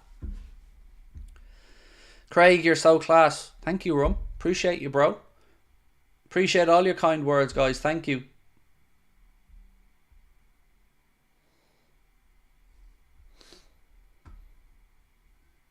Darwin has one more season for me to build this game. I'm with you, Will. I'm with you on that, mate. One more season is long enough then.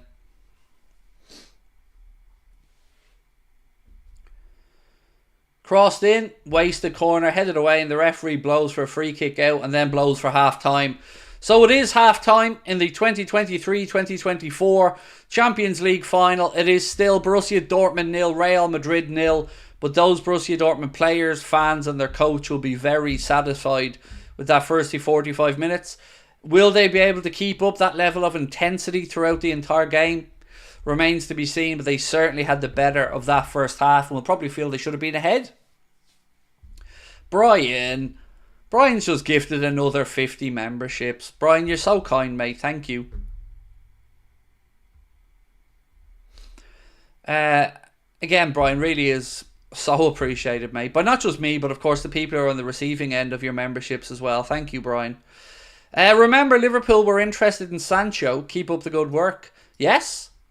Now look, I always felt United would end up signing Sancho because they put in a lot of groundwork over a long period of time.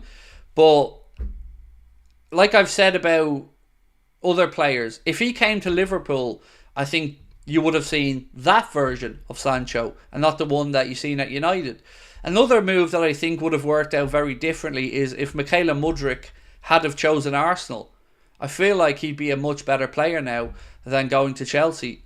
I think he would have had more time and wouldn't have had as much pressure on him. So that was another move. I think a player picked the wrong club. Craig is hot. I'll take it. I'll take it. Paul Hicks, Craig, top man as always. Thanks for all you do. Excited for the new season. Best, Paul and Alfie. Well, again, as always, dude, pass my best on to Alfie. And yeah, I'm excited for the new season, Paul. We've got some really fun additions to bring up. So what you'll see now is when there's a booking in the game, right under lineup builder there, you'll see the name of the player in the booking. When there's a goal scorer, you'll see that pop up. On the teleprompter here underneath me, or excuse me, the video printer, you'll see incidents throughout the game. You'll see some fun stuff put in by us as well. We're just trying to make things more interactive, fan-friendly, and that's before we introduce some of the even newer stuff that we have under development. Brilliant half from Dortmund. Lack of quality up front will cost them, however, said AP. Good game so far, said Ryan Pepper. Valverde played well, said Noxana. Royce, he's on the bench, Harry. I wonder will he come off. Let's have a look at the two benches actually really quickly. So on the bench for Dortmund, we have Ozcan, Nemecha, Haller, Royce, Wolf, Makoko, Malen, Sula, Mayer, Lotka, Vachen, and Boino Gittins. That's the bench for Dortmund. For Real Madrid, Militao, Alaba, Modric, Lunin, Joselu, Vasquez, as in Lucas Vasquez, Tchouaméni, Ceballos, Fran Garcia, Brahim Diaz, Goulart, and Kepa. So they are the benches for both sides. So that's the options available to both coaches. Craig, Adeyemi's doing well apart from that one chance. On that chance though, Dylan, I wouldn't necessarily be too critical of Adeyemi. I would more give praise to Courtois for forcing him so wide. Because there wasn't much space. If you look, by the time he received the ball, Courtois was what? 3-4 yards in front of him. So had already closed down the gap in that sense, not really giving him much scope to dink it past them. So he kind of forced them to go wide. And then he went too wide. So a little bit of good goalkeeping in that one as well. Arne Slot must be Michael Van Gerwen's brother. Somebody at the live show said to me last night that Arne Slot was me 4 stone ago. Which I thought was actually quite fair. Because it's probably more than 4 stone, to be honest with you. But what happened at the top of the league? I've explained it so many times, bro. But I'm aware you obviously don't see every stream, and that's normal. We just don't have enough people to keep the channel going at the minute. So we're looking to reschedule, restructure, and see what way to do it next season, if we do it at all. So basically, Adam wanted to focus on FUTV. The whole idea of the channel was that it was kind of me and Adam, Liverpool fan, United fan, but his channel obviously is a priority, which is right. So we just had to knock it on the head for the time being. Ryan, how are you, Ryan? Said, Craig, in my opinion, I really liked the idea of Crescencio Somerville at Liverpool, but to be honest, I do worry if we were to sign him, he would turn out to be a Fabio Carvalho. Carvalho, I think, is going to get a look in with Arne Slot because he tried to bring him to Feyenoord. And in the system, I think we may see Carvalho given a chance, Now, with regards to Crescencio Somerville, I have no idea. I've said this all along. He could be a bargain or he could be an absolute waste of time. I don't know which one he will be if he comes to Liverpool or to Chelsea or anywhere else for that matter. Reports this week had suggested that Liverpool were unlikely to still be in the race, but then Fabrizio Romano today posted to say that Liverpool are certainly still in the race. What players do I want to see at Liverpool next season? said Paper Neola. I want to see either Ederson or Varela, because I haven't seen enough of Varela, but reports are very good.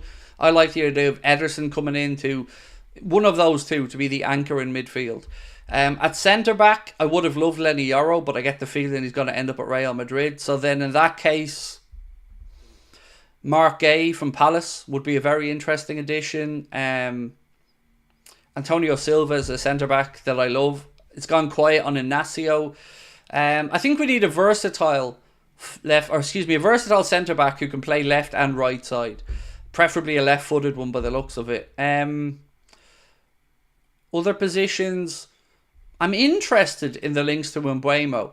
You know, I thought he was older than he was. So when I read there the other day, actually I'll fly through some of the news real quick for you. And I would love you to watch the video, by the way. The news video went up today where I spoke about most of this stuff. But here's the thing about Biglow. You know that goalkeeper I've spoken about from Feyenoord? Here's his injury track record from the past 4.5 seasons. 2018-2019, he had a foot injury where he missed 207 days. And he had a knee injury where he missed 21 days. In 2019-2020, he had a small injury that cost him 4 days, and then he had an elbow injury where he missed 31 days. In 2020-2021, he had a knee injury that kept him out for 14 days, 7 days, 14 days, and 7 days again. A toe injury that kept him out for 95 days, and an upper leg injury that kept him out for 7 days. In 2021-2022, he had 13 days off to rest. Then he had foot surgery recovery of 71 days. He had COVID for 17 days, a groin injury for 3 days, and he was sick for 4 days. In 2022-2023, he had a broken wrist, which was 68 days. And in 2023-2024, he also had the broken wrist for 53 days and a calf strain for 68 days. In total, 704 days injured in 6 seasons, averaging an absence of 117 days per season. That's a lot of injuries for a keeper. What else are we talking about today? So on Varela, this piece here says Liverpool intensify contacts for Varela, one of the objectives for Liverpool this summer. He has a release clause of 70 million and Boca Juniors have a sell-on clause. Another piece said, Liverpool.com said, Liverpool transfer chief Richard Hughes to open talks for the next Javier Mascherano. Again, they go back over the links to Varela. What else do we touch on here? Crescencio Somerville, as we said, from Fabrizio. He said, just in, Liverpool and Chelsea are showing concrete interest in Somerville and have been monitoring the player. Talks are expected to kick off soon. What else is there? And then we had the stuff around Sepp van den Berg, which I'm going to talk about tomorrow. But briefly, he ain't happy, is the short version of it. He ain't happy with the price tag Liverpool have put on him, and he isn't happy with how they've dealt with his loan spells. And then the only other real thing today that I've seen was Ian Doyle of the Echo saying Barcelona are considered the front runners for Luis Diaz should a deal be in the offing. Are you Naby in the skies? I couldn't believe it, Goomy, and everybody else in the chat who was talking about the injury. Madness. Like, that is a lot of injuries for a keeper. I thought you meant Ederson, the goalkeeper, for a second. No, sorry, I should have probably spelled that out clearer, John. I meant Ederson from Atalanta. Yeah, I think apparently Liverpool sent scouts to watch Coop Miners on a few occasions, but it was Ederson that stood out to the Liverpool scouts. John said, man, Javier Mascherano was underrated. I loved them. I loved Mascherano. After Thiago, we need players who don't sit on the bench all season. Yes, you're right. We should buy Jarell, Hasso, Varela and Trafford and Mbeumo, said Paper Neola. What do I think of the tackle Vinny made on Coble? I could see what he was trying to do. He was trying to block the clearance. But I think the outcome, yellow card, was the right decision. He was trying to close down. Let's be honest, Champions League final, if there's any chance of you getting a block in or getting a goal, like, again, look at Benzema's goal that he scored for Real Madrid against us from closing down a keeper. Well, say closing down, carries through the ball at him. So yeah, I could see what he was trying to do, but a booking was the good outcome.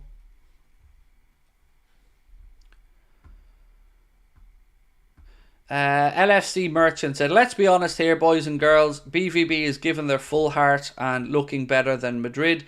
Unlucky to not score those 3 chances.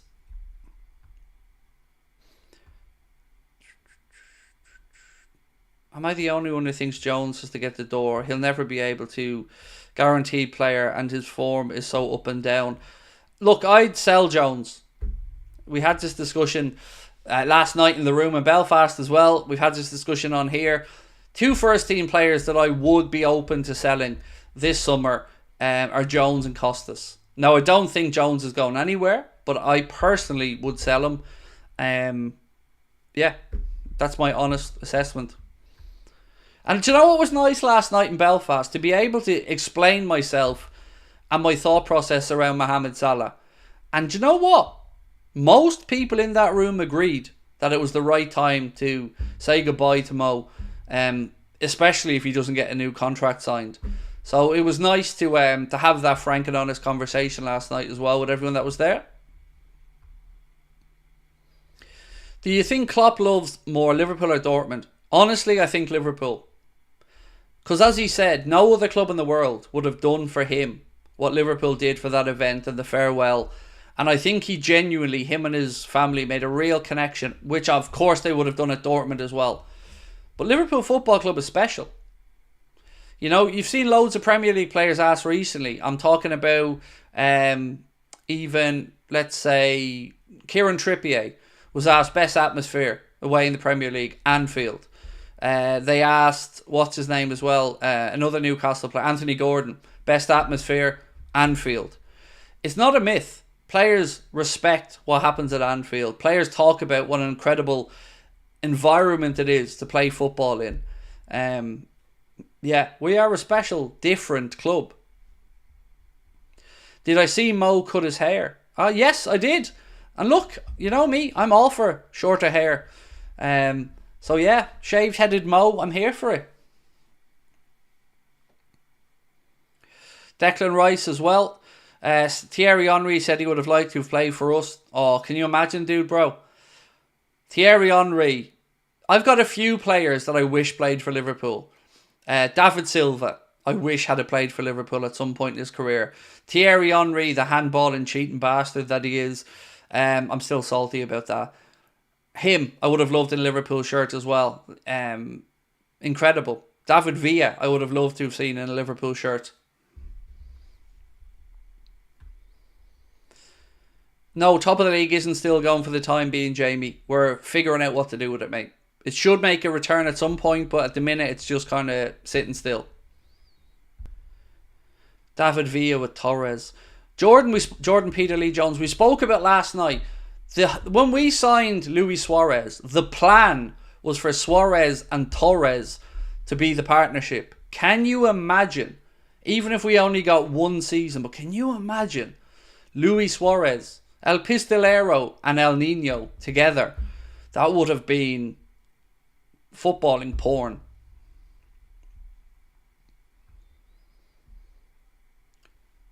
Craig, do you think we lack an elite CDM like Rodri or Declan Rice? Yes, I do.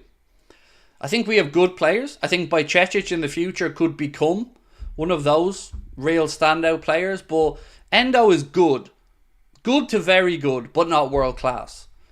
So yes, a Rodri, a Declan Rice would make a difference. Those caliber of defensive midfielders.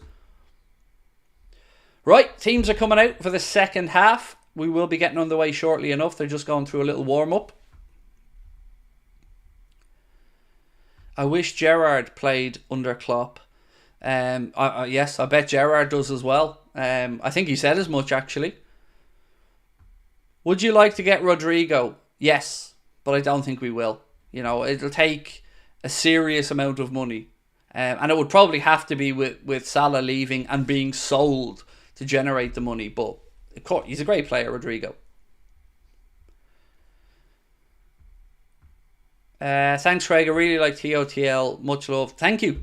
I love doing it as well. Look, worst case scenario, what might happen is I might just do TOTL on my own. Like Goldbridge does on That's Football as an example. I might just do that on top of the league and just do games myself. But it's just about making sure we have the free time to do it and not neglect Anfield Agenda. Because this is the baby. This is the one that, you know, the Irish guys trying to catch up with. I love that, by the way. I love a bit of competition in a good way, in a healthy way. We should all be looking to make that next jump. And he's a good guy. Right, we're underway in the second half of the Champions League final. Madrid playing from left to right.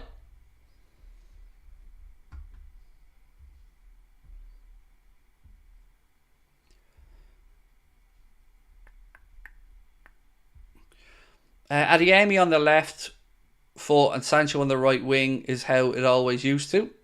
Do I think Madrid were better than Liverpool in 2022 final? No. No. We should have won that game, in my opinion. And the stats back that up as well. But they won it. And they won it fair and square. So congratulations to them. Yeah, Craig Cross with Paddy Murphy. Yeah, he had his chance, mate, and he shit the bed. And I don't want to hear his name again, to be honest with you. Yeah. That he caused me a lot of problems. A lot of problems.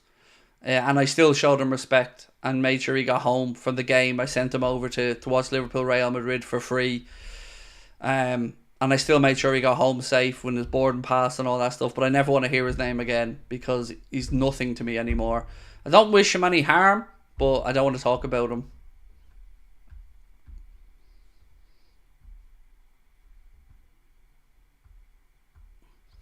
If you're really about mental health, you need to stop abusing people.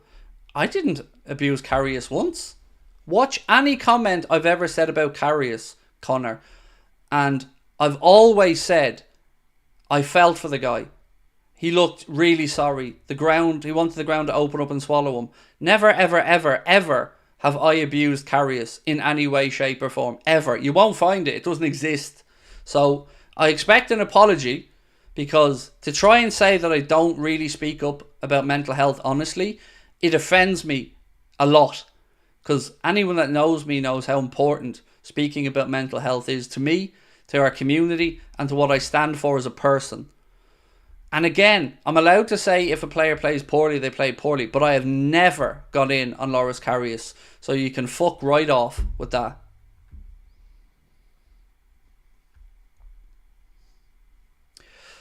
Vinny Jr. on the attack now, left side.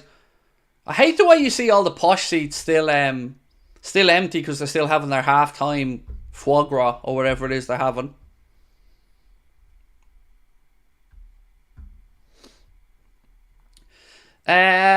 Tipsy Dipsy, how are you, bro? Thank you for your super chat. Said, hi Craig, always watch your streams on replay while looking after my terminally ill daughter. You always get me through long hard nights. My God, my man. I'm so sorry to hear about your daughter. That must be incredibly difficult for you and your family and of course your daughter. Look, it's always lovely to hear that people tune in and watch, mate, but all my love to you and your family, bro. I can't imagine what that must be like. So much love to you and your family and your daughter, mate. I'm really sorry to hear what you're going through. And I'm sure the community will be as well. That's devastating, bro. Much love to you.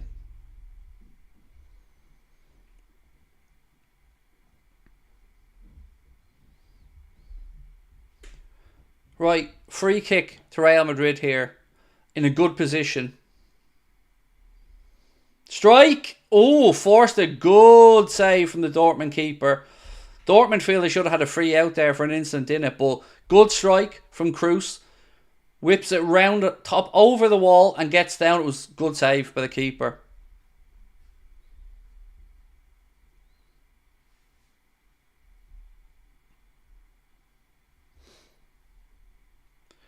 What's on the pitch? Mist, smoke, flares and stuff. Probably just the smoke from flares. Craig, you mean the world to all of us. Keep being you. Thank you, Owen. Thank you. Look, I don't bite on a lot of stuff these days, but anyone that thinks in any way, shape or form that I don't take the whole mental health stuff seriously does not know what makes me as a person. It's I've been speaking up for mental health even before I got my own treatment. To get my own treatment, I had to go on national radio and embarrass the health service into getting me an appointment. So mental health means a lot to me, and speaking up and being able to talk openly about it means a lot to me. So yeah, again, I know the shit people love to try and have a pop at you, but you can file that me and Carrier's stuff in "it didn't happen" scenario, because I've always said the same thing. We don't know if he was concussed, but he looked really, really sad about it all, and I never went in on him once. So I've given that guy enough time to come back, and yeah, he's gone. Just a horrible comment, like, from somebody.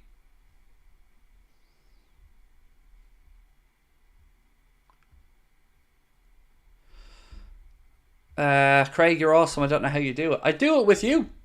I do it because of you. I couldn't do these streams. Like, I've said this to you guys so many times. There are content creators that can go on and speak to camera for an hour, and I'm really jealous of them because I can't do it. I love to interact. I love to take my lead and the direction from the chat. I need it. It's the only way I can make content.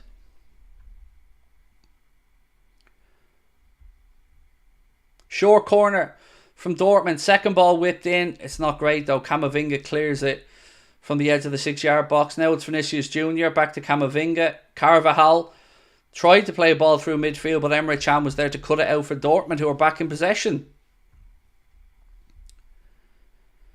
And honestly, Tipsy Dipsy,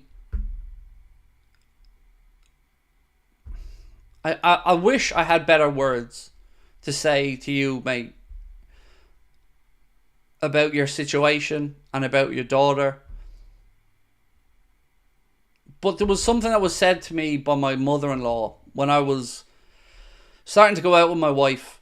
I'm not a religious man, but she said to me that people who have terminally ill children, or people who have children with disabilities, those parents are angels, and those parents have the strength to do this.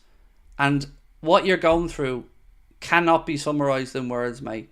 And I cannot imagine what it must feel like, all the range of emotions that you're going through. But we love you, bro. And anything we can do, reach out to us at all. If you need somewhere to vent, you need a chat, anything. Because what you're going through, mate, nobody wants to go through. Nobody should go through. And nothing but love, bro.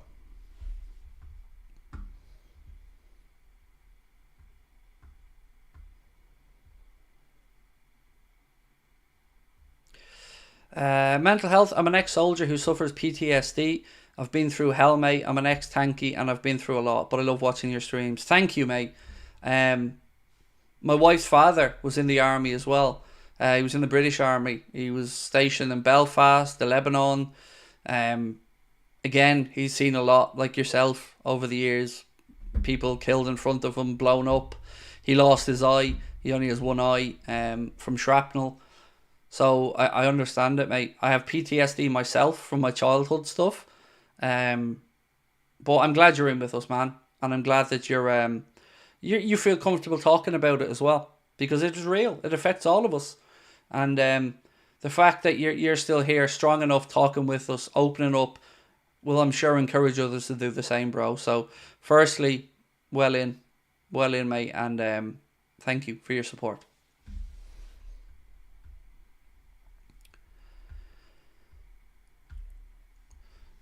Was at the show last night. Really enjoyed it. Shame you won't be doing any more. Thought it was really, really good. You should be proud of yourself. Thank you, Jared. Do you mind me asking who you were, Jared? If you could give me a little description so I can then put a face to the name, because I remember the people we met afterwards. Yeah, look, I don't know if I did good or bad or not, but I just know how scary they are to me to do.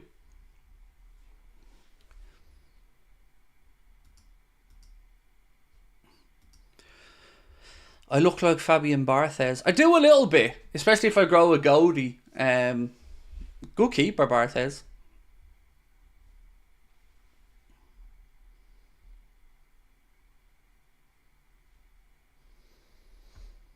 Who's better, Elliott or Mainu?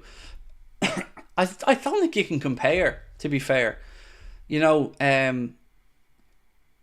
they're both incredibly talented young men. Kobe Mainu, who knows? The world's at his feet. He's the real deal. And he's already starting to show what he can do. Elliott, I love and back and believe in. The fairest way I can answer it is, if you have either of them in your squad, you're happy, right? Mainu's a cracking footballer, but so's Elliott. I tell you what though, for England, bright future there. Kloppo in the crowd, you could see him there a moment ago as well. Owen, how are you, my friend? So Craig, I have a disability myself, have to use a walker and a wheelchair. This Anfield Agenda family gets me through a lot of tough times. Thank you for opening up, mate, and thank you for your honesty as well. I've said it to you before as well. Sometimes it's been not so much in recent times because my mental health's been quite okay. But there have been times in the past where I only got out of bed to do a stream and went straight back to bed because I was so low and down. And you guys got me through it. Like, I'm going to be real for a second. I don't know if I would have survived COVID. And I mean, I didn't have COVID, but what I mean is that 2-year period. Mentally, I don't know if I would have been able to get through that without you guys and having the outlet to be able to just turn on the computer and talk. There was no football to talk about, but we talked. And it helped me. And I'm sure it helped many others as well to be able to just chat in a time where we were so isolated as human beings. Like, it was difficult.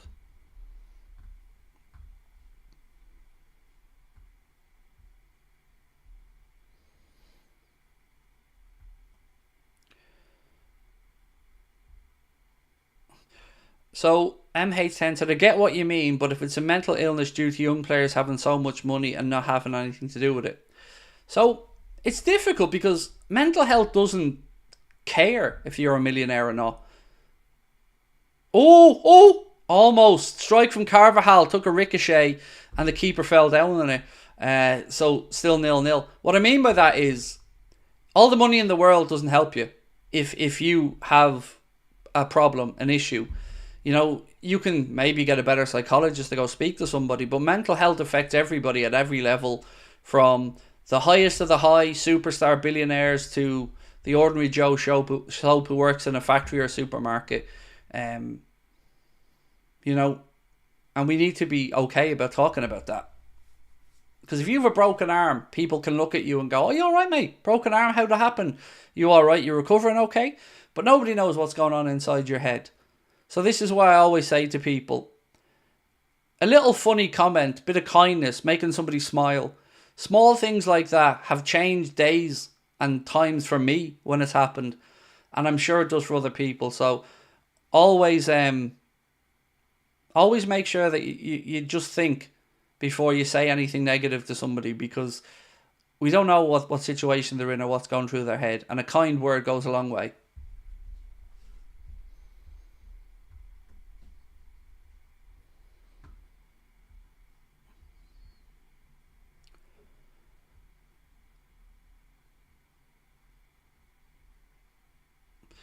NC, as somebody who struggles with mental health, dwelling on it in the chat talking about it doesn't help. I'm sorry you feel that way. You said time and place, I come here to escape.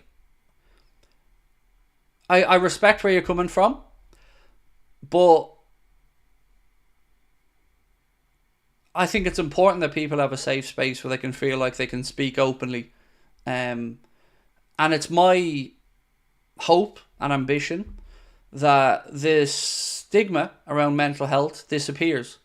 And the only way that can disappear is by more people speaking about it and more people being open about their own struggles and it becoming more commonplace to have these discussions. So as much as I understand that you feel like you want an escape from your own mental health conversations, I get that, but I don't want to lose another friend to suicide. And I don't want Irish males under 30 to be tempted to take their own lives because they've got no one to speak to and no way to open up. So you know, if it's not for you, by all means, switch off when we're talking about it, or you know, distract yourself for a couple of minutes. But it's important to me, and I'm never going to stop talking about it, mate. It is part of who I am, and it's part of what makes me tick. So I appreciate you, I respect you, but bigger picture stuff sometimes, you know.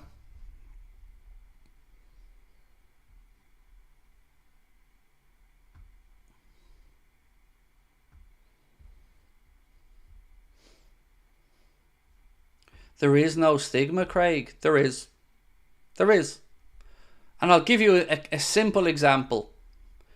If you're an employer and you have two candidates in front of you who have identical references, identical CVs, identical work history, you like both of them, and one of them comes up to you and says really honestly, on occasion I suffer with my mental health and it may cause me to miss some time of work. I see a counsellor, I'm taking medication and I'm working through it. Whether you want to believe me or not, most employers are going to go for the person who's not going to miss work, and are going to go for the person who they will see as a lot less likely to disrupt things. So the stigma definitely exists. I'm sorry, I can't accept someone's... It's lessening, but it definitely exists.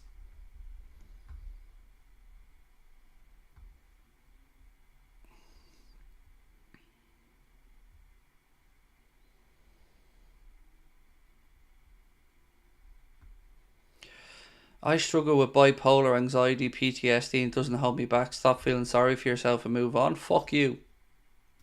How about that? Who's feeling sorry for themselves? We're here chatting and opening up. It's idiots like you who are the problem, listing off a range of things that you claim to struggle with. You don't struggle with bipolar. You either have it or you don't. You know, you have bipolar. You've got PTSD and anxiety. Some of those can be symptomatic of the other things, mate. But to say don't feel sorry for yourself and just move on, who the fuck are you to say that to somebody? How do you know? Maybe some people aren't as lucky as me and you. I'm lucky in that I have a support network. I have access to healthcare. I have a family. I have close friends.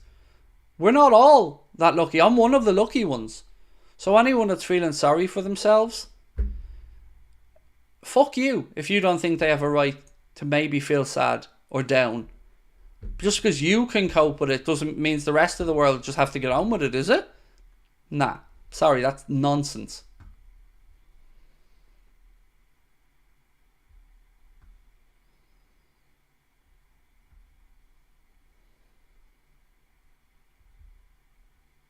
I don't understand what that sentence means, Ashley.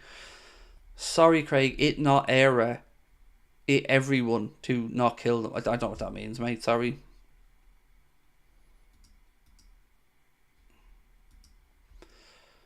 Right, back to the game anyway. Still awaiting the opening goal. 62 minutes in. Still Borussia Dortmund 0, Real Madrid 0 in a very, very closely contested Champions League final. And it's really interestingly poised, this one.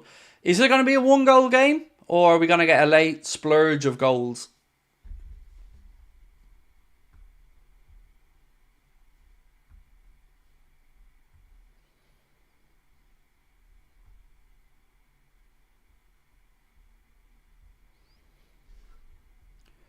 I hate Madrid more than United, said Dave Connolly. Look, I'm definitely on Team Dortmund here, bro, in this game.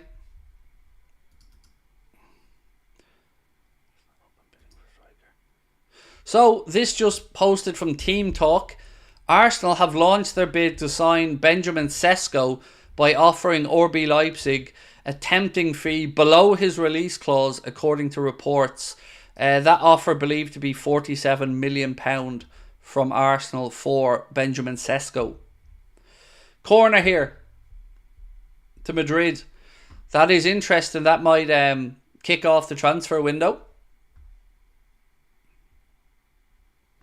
Sorry to say, but at this rate, extra time. I know, David. It's always the case. If I have a plan, football games go to extra time. If I have all the time in the world, they end up being, a high-scoring 90-minute game.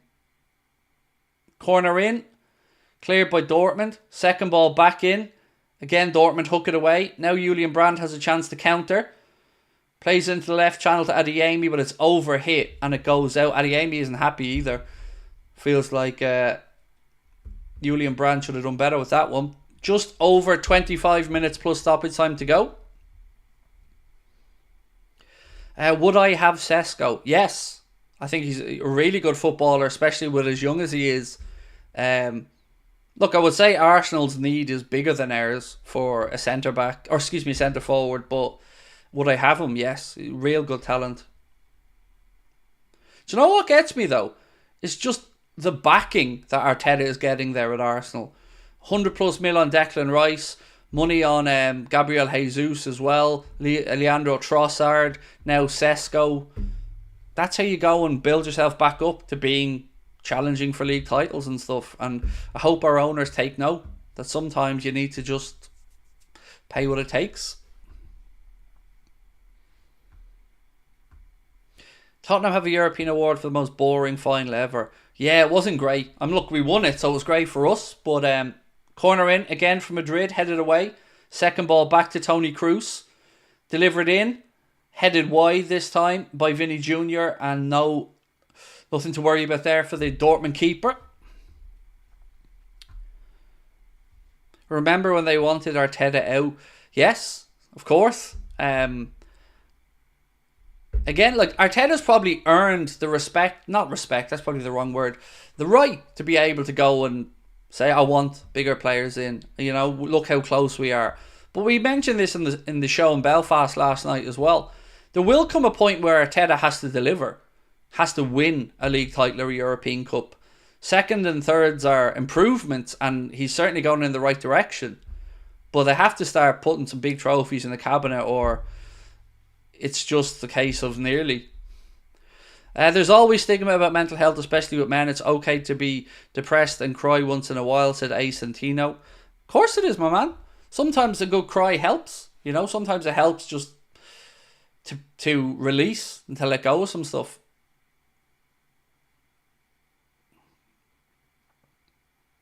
And thank you for your support, mate. Appreciate you.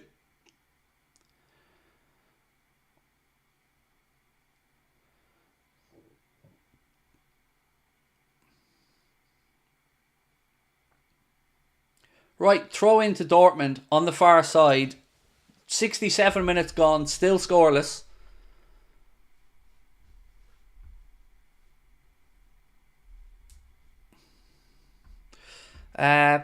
Paolo said, Craig, I have a feeling Liverpool will reach the final next year.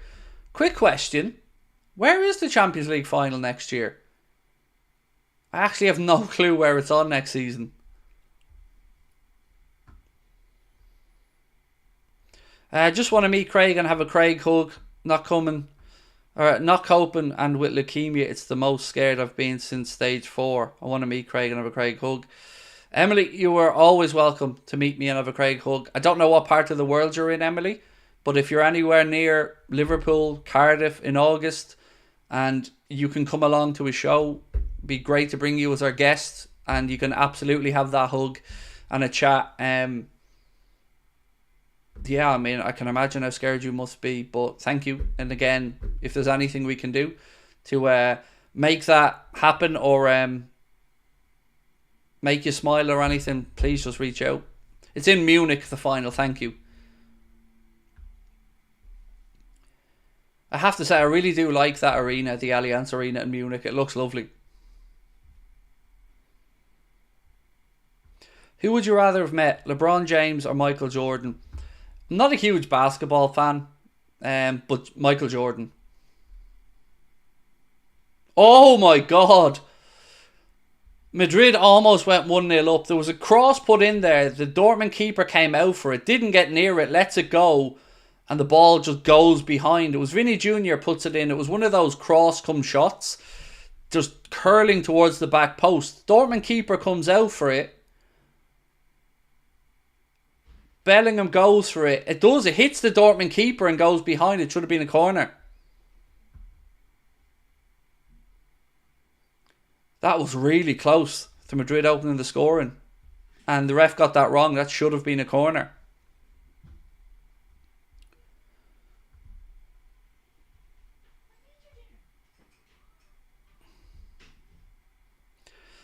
Adam said, however many people say the answer is at the bottom of a bottle that only fixes the problem short term. Well, Adam, my dad drank himself to death, mate. In front of my eyes, I seen him deteriorating day after day, week after week, month after month, until he died of severe alcoholic hepatitis. And it definitely does not lie at the bottom of a bottle, 100%. The answer lies in talking, communication, work, possibly medication. But definitely does not lie at the bottom of a bottle. You know, both of my parents were unfortunately alcoholics. My mother died of suicide from an overdose, and my father, as I said, drank himself to death. And it was horrible to watch him fade away and not be able to do anything about it. I'm an only child. My dad meant the world to me. He's my best friend, my hero, my role model, and it was tough. You know, I've said this before. There were nights where me and Sabrina took turns to keep an eye on him. One of us would sleep for a few hours while the other one stayed up in case he needed anything. He was in that much pain. So yeah, stay away from the bottle if you're looking to solve your problems. It won't help. Problems will still be there the next day, and they'll be added to with hangovers and financial stresses probably.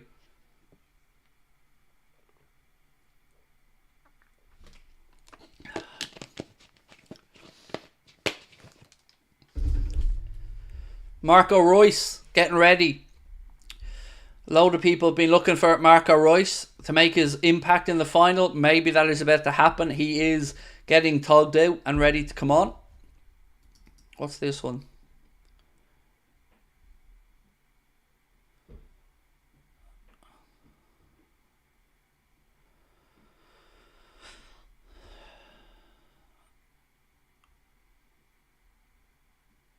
So this has been posted on Twitter. A Russian streamer called, I'm not going to give him the name prominence because he's an asshole for doing that, sent an open letter out to anybody who runs on the pitch during the Champions League final with his name on the back of his shirt would win £300,000. This fan will receive a permanent ban from football, but was won 300 grand. Well, let's see if he gets the money first, because he'll need a lot of money to pay for his defence.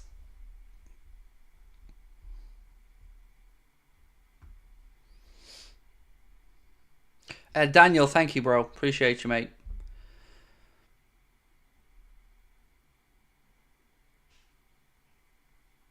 Oh, Vinny Jr. now off on the attack down the left. Still Vinny Jr. Challenge comes in from Mats Hummels, puts it behind for a Real Madrid corner. Paolo Atan said Liverpool need to sign Madiemi. Craig, you're a phoenix from the flames, an inspiration. It wasn't an overnight thing. Didinho, mate, it was not an overnight thing. You know, it took years of therapy and medication and help.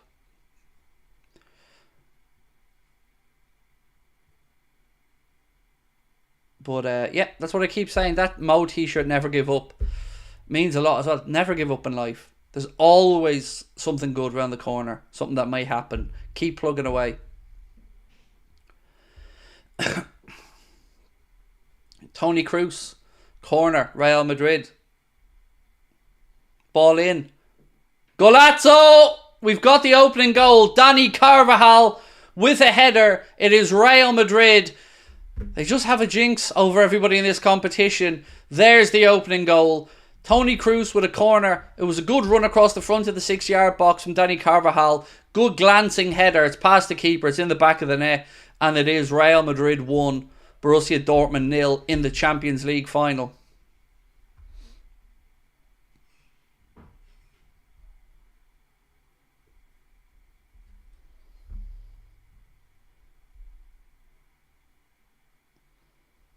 Good header from Carvajal. Good delivery.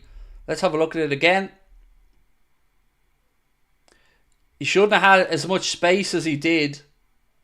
He didn't even move that far. There were runners, but Carvajal was being marked by Fulkrug. Centre forward should have done better there. He lets Carvajal get ahead of him. And Carvajal with a good flicked header just guides it past the Dortmund keeper. Hummels even tries to handball it to keep it out. But it is in. It is 1-0. And Carvajal with the goal.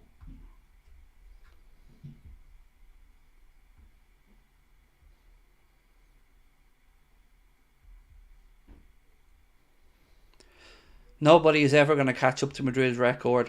So personally, I think the first 4 or 5 of those Champions League should be just thrown in the bin.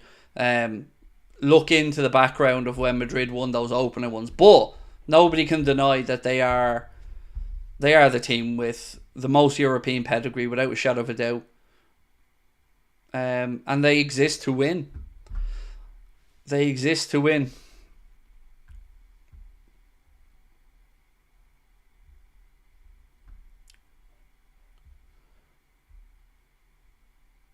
What team did you want to win, and what do you think the score of the winner? I went 2-1 Real Madrid, but I want Dortmund to win.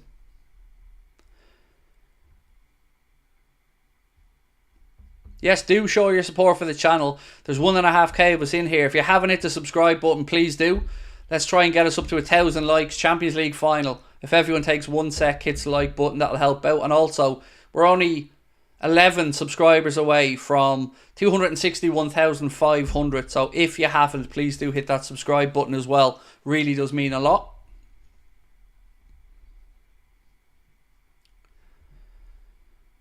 Hummus tried a Suarez but missed it. That was exactly what went through my head, Didinho, mate. Exactly that.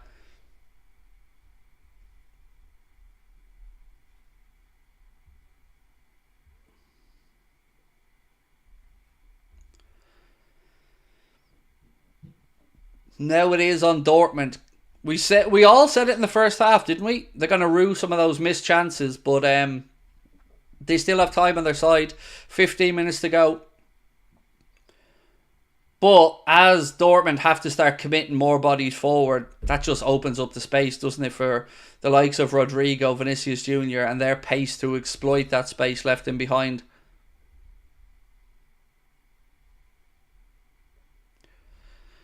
Smellbridge said I just did. Thank you, mate.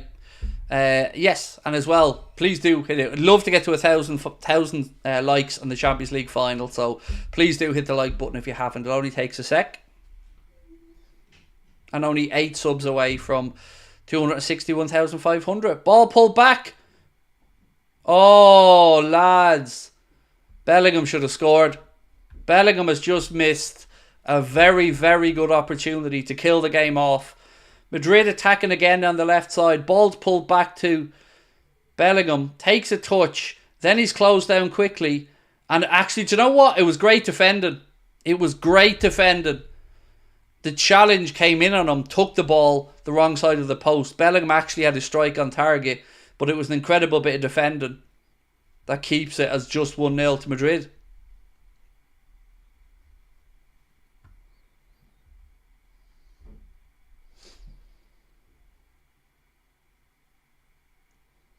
Corner in. Cleared again by Dortmund. Brandt. Closed down. Tried to play it into the left channel, but Rodrigo closes him down.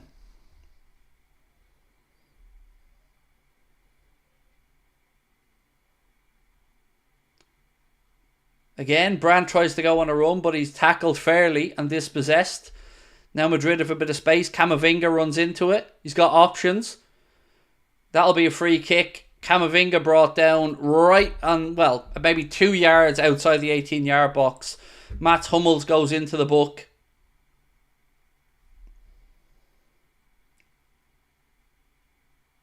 No doubt about the free kick. It was a lovely little step over movement from Camavinga.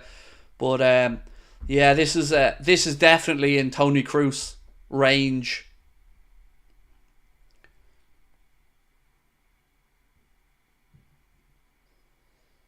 I mean, this is perfect. Toni Kroos couldn't place the ball in a better position than this is. Like, if you're a right footer, this is exactly where you want it. Slightly to the left of the D on the edge of the 18-yard box.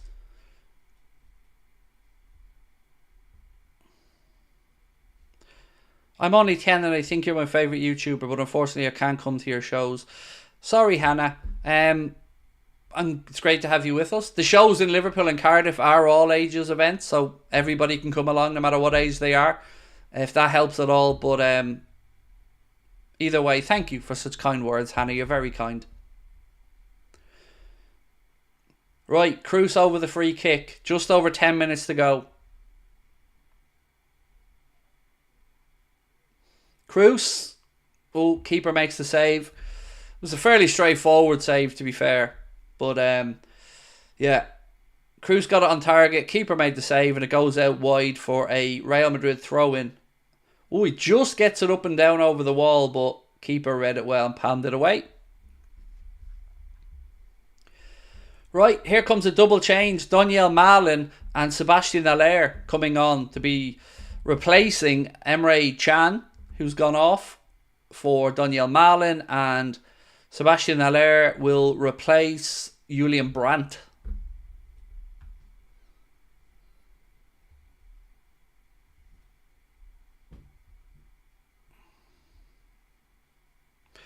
Bugger Boy said, Craig, I want to say if there are any ex-veterans suffering from PTSD, please don't be scared to contact Combat Stress. I do have the number. Feel free to post the number into the chat, Bugger Boy, if you want, mate.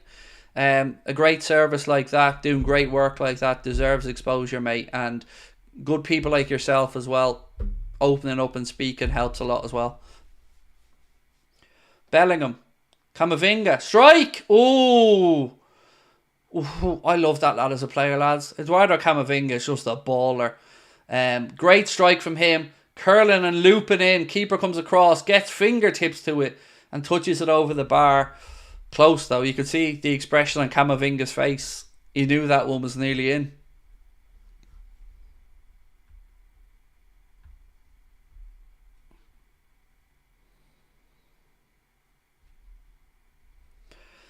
Did you hear Rooney's honest opinion saying Manu should start over Trent in the Euros? Your thoughts?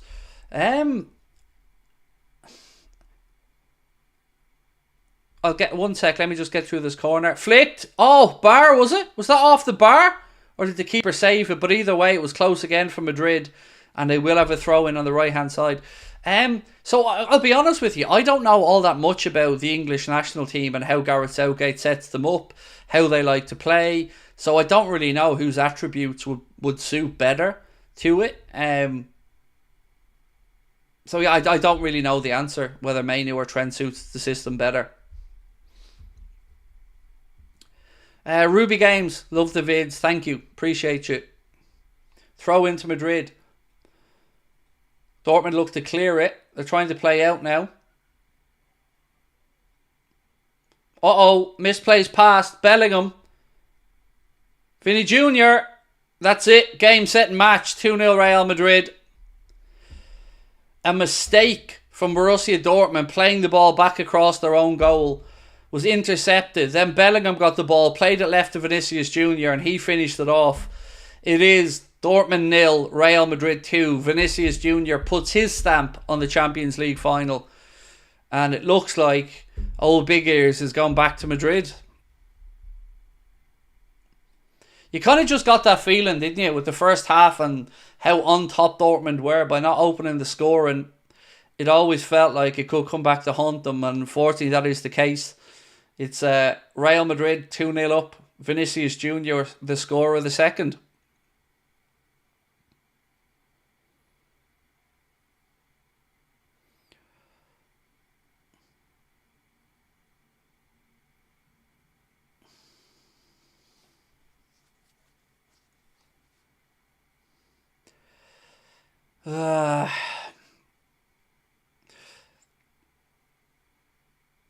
It's tough watching Madrid win so many Champions Leagues, isn't it?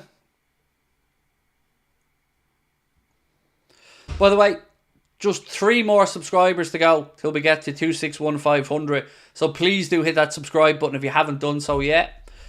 It looks like it's Madrid's name is going to be on this trophy. Got a feel for Dortmund, man. 2 Champions League finals at Wembley and 2 Champions League final defeats at Wembley. And they really came and attacked this first half. I thought they were going to do it, you know. But Madrid hung in there, dealt with the storm, and have showed their class in the big moments.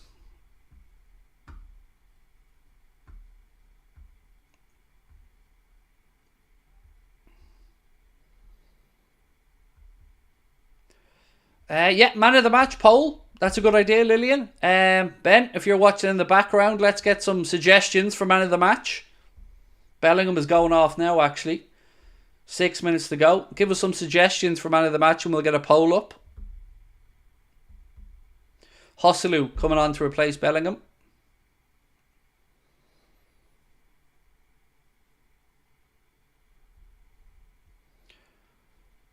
Right, we've got Rudiger, Vinny Jr., Courtois from Rory.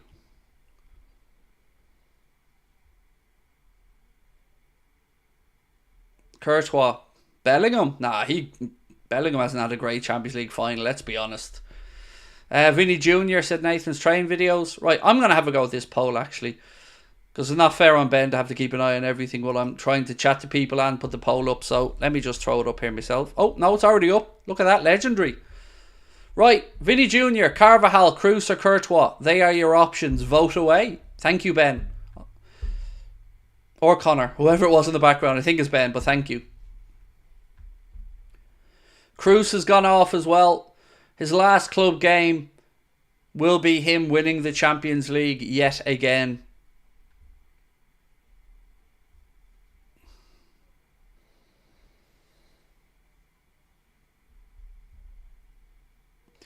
Camavinga shouts an interesting one, Ellis, as well. I think Camavinga is an incredible footballer.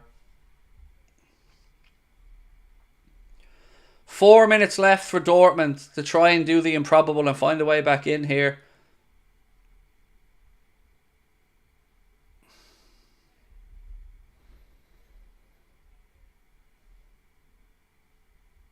Any other shouts from any of the match? Throw them in. This is just a random poll we put up. Some people have said Kroos. Some people have said Camavinga. Courtois is in the poll, so he's a choice you have.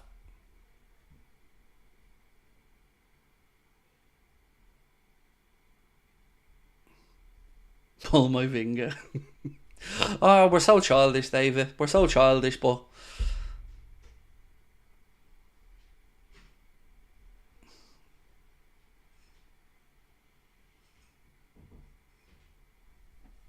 Oh, flags up.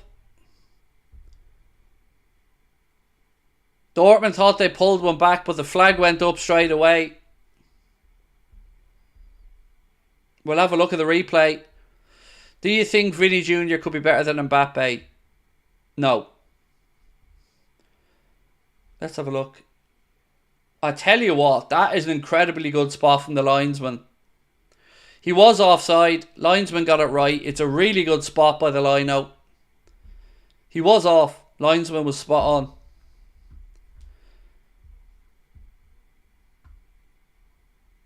Do I think Liverpool are winning the Champions League? I think we've as good a chance as anybody next season, my friend. Madia. You know us, we love the European Cup. So, you never know. We're not going to be favourites in it, but if Dortmund can get to a final, they weren't favoured this season. No reason why we can't do it as well. When we're on form, we're as good as anyone. But yes, confirmed that goal was ruled out. Fulkrug offside. Linesman correct decision. Have I seen the new rule for offside? I have. It needs to get voted through by IFAB. But yes, I have seen it's a clear daylight between the attacking player and the defender.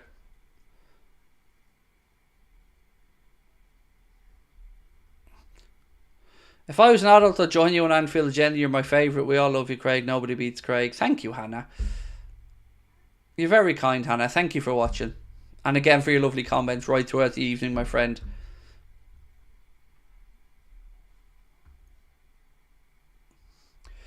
Right, Militao getting ready to come on now for Real Madrid for the last couple of minutes. Nick G said, I think the new rule is good. So, I like it as well, Nick, but in some ways it kind of doesn't really change too much, because you're still going to have the same minute decisions.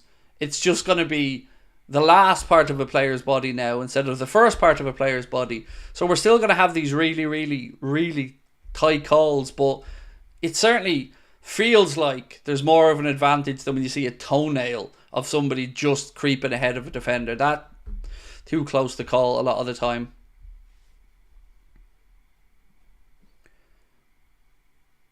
Still waiting for Militao to come on here, by the way.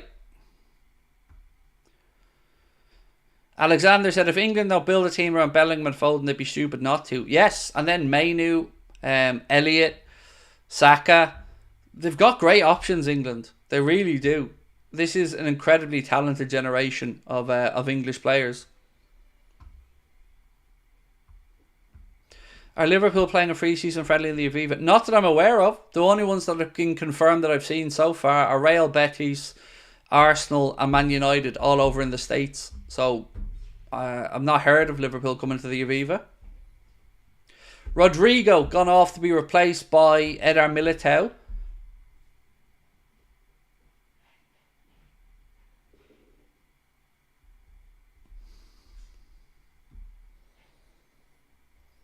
About to find out how much stoppage time there is. Dortmund still pushing to try and get something from the game. I say that, they've just given away a cheap free kick there. It'll be a Madrid free kick inside their own half. Who scored? Carvajal scored a header and then Vinicius Jr. scored the second, mate. 5 minutes added on by the officials. 5 minutes.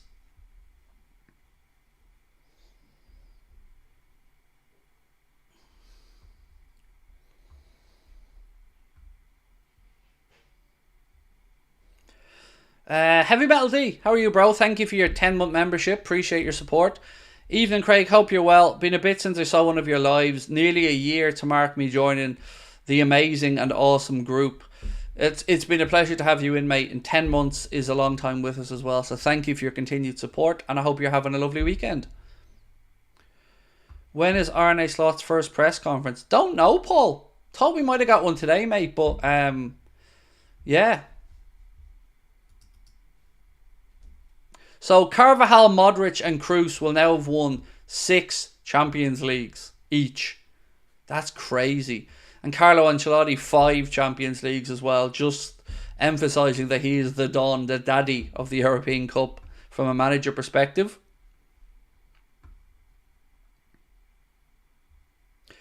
Another boring Champions League final. It's either going to be Madrid or City.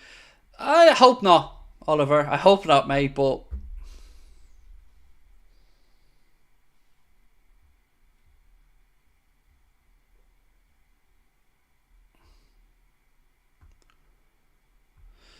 Why hasn't there been a video about Klopp's first day? Because there's no players in there. I don't know why. It's a weird one. I was expecting, at the very least, a pre-recorded hello or something for the club to put out today. So yeah, it is a bit strange that they've said that he officially starts work today, but we haven't seen any video or content. I hope there's one coming soon. Just a reminder, by the way, there'll be no live show tomorrow night.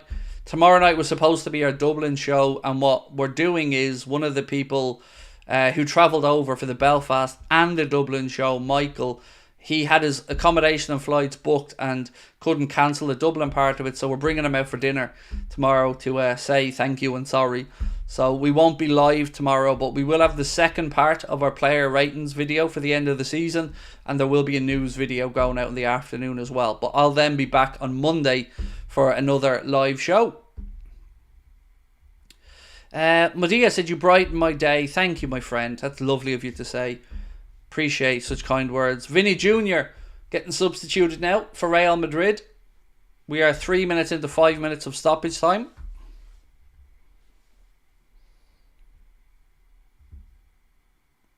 How long have I been a Liverpool fan? 34 years, nearly 35 years now, mate. Carlo over Pep. Yes. Carlo is the Champions League daddy. What is it now? 3 different clubs for Carlo, is it?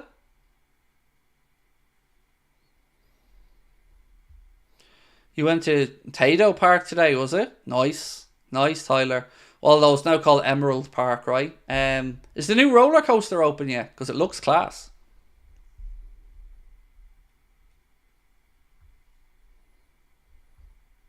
You are basically a legend. I'll take it.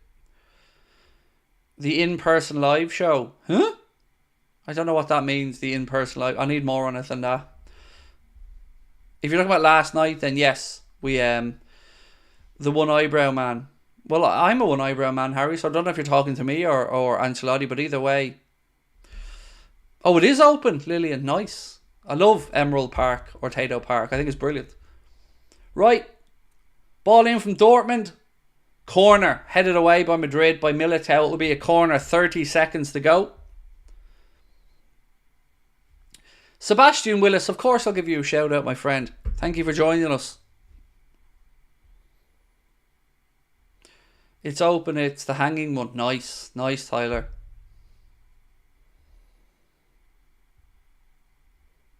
The live show that's cancelled, is that the in-person one? Yes, mate, yes. That was, we did the show in Belfast last night, but the Dublin show got cancelled a long time ago. But he'd already booked his trip, so we want to just repay him by bringing him out for a nice dinner.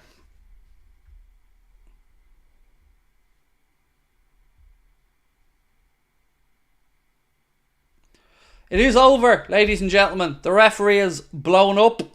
It is full time, and Jude Bellingham and Real Madrid have won the Champions League. It finishes 2-0. You have to feel for Borussia Dortmund, but Real Madrid do what Real Madrid do, which is go and win Champions Leagues. So yeah, look, I'm not going to hang around for the trophy presentation because we know what Real Madrid lifting the Champions League looks like. So I'm going to go off and watch some of the boxing. But again, thank you to everyone that joined us tonight. Thank you to Ben and Connor in the background as well. To Brian for gifting all those subs. To everyone that sent in super chats. For you for all of your comments. Do hit the like button before you head off from me. And don't forget, if you haven't subscribed, please do. And we will see you tomorrow. We have a couple of videos, but I'll be back live on Monday. Much love, my friends. Enjoy your weekend. Bye-bye.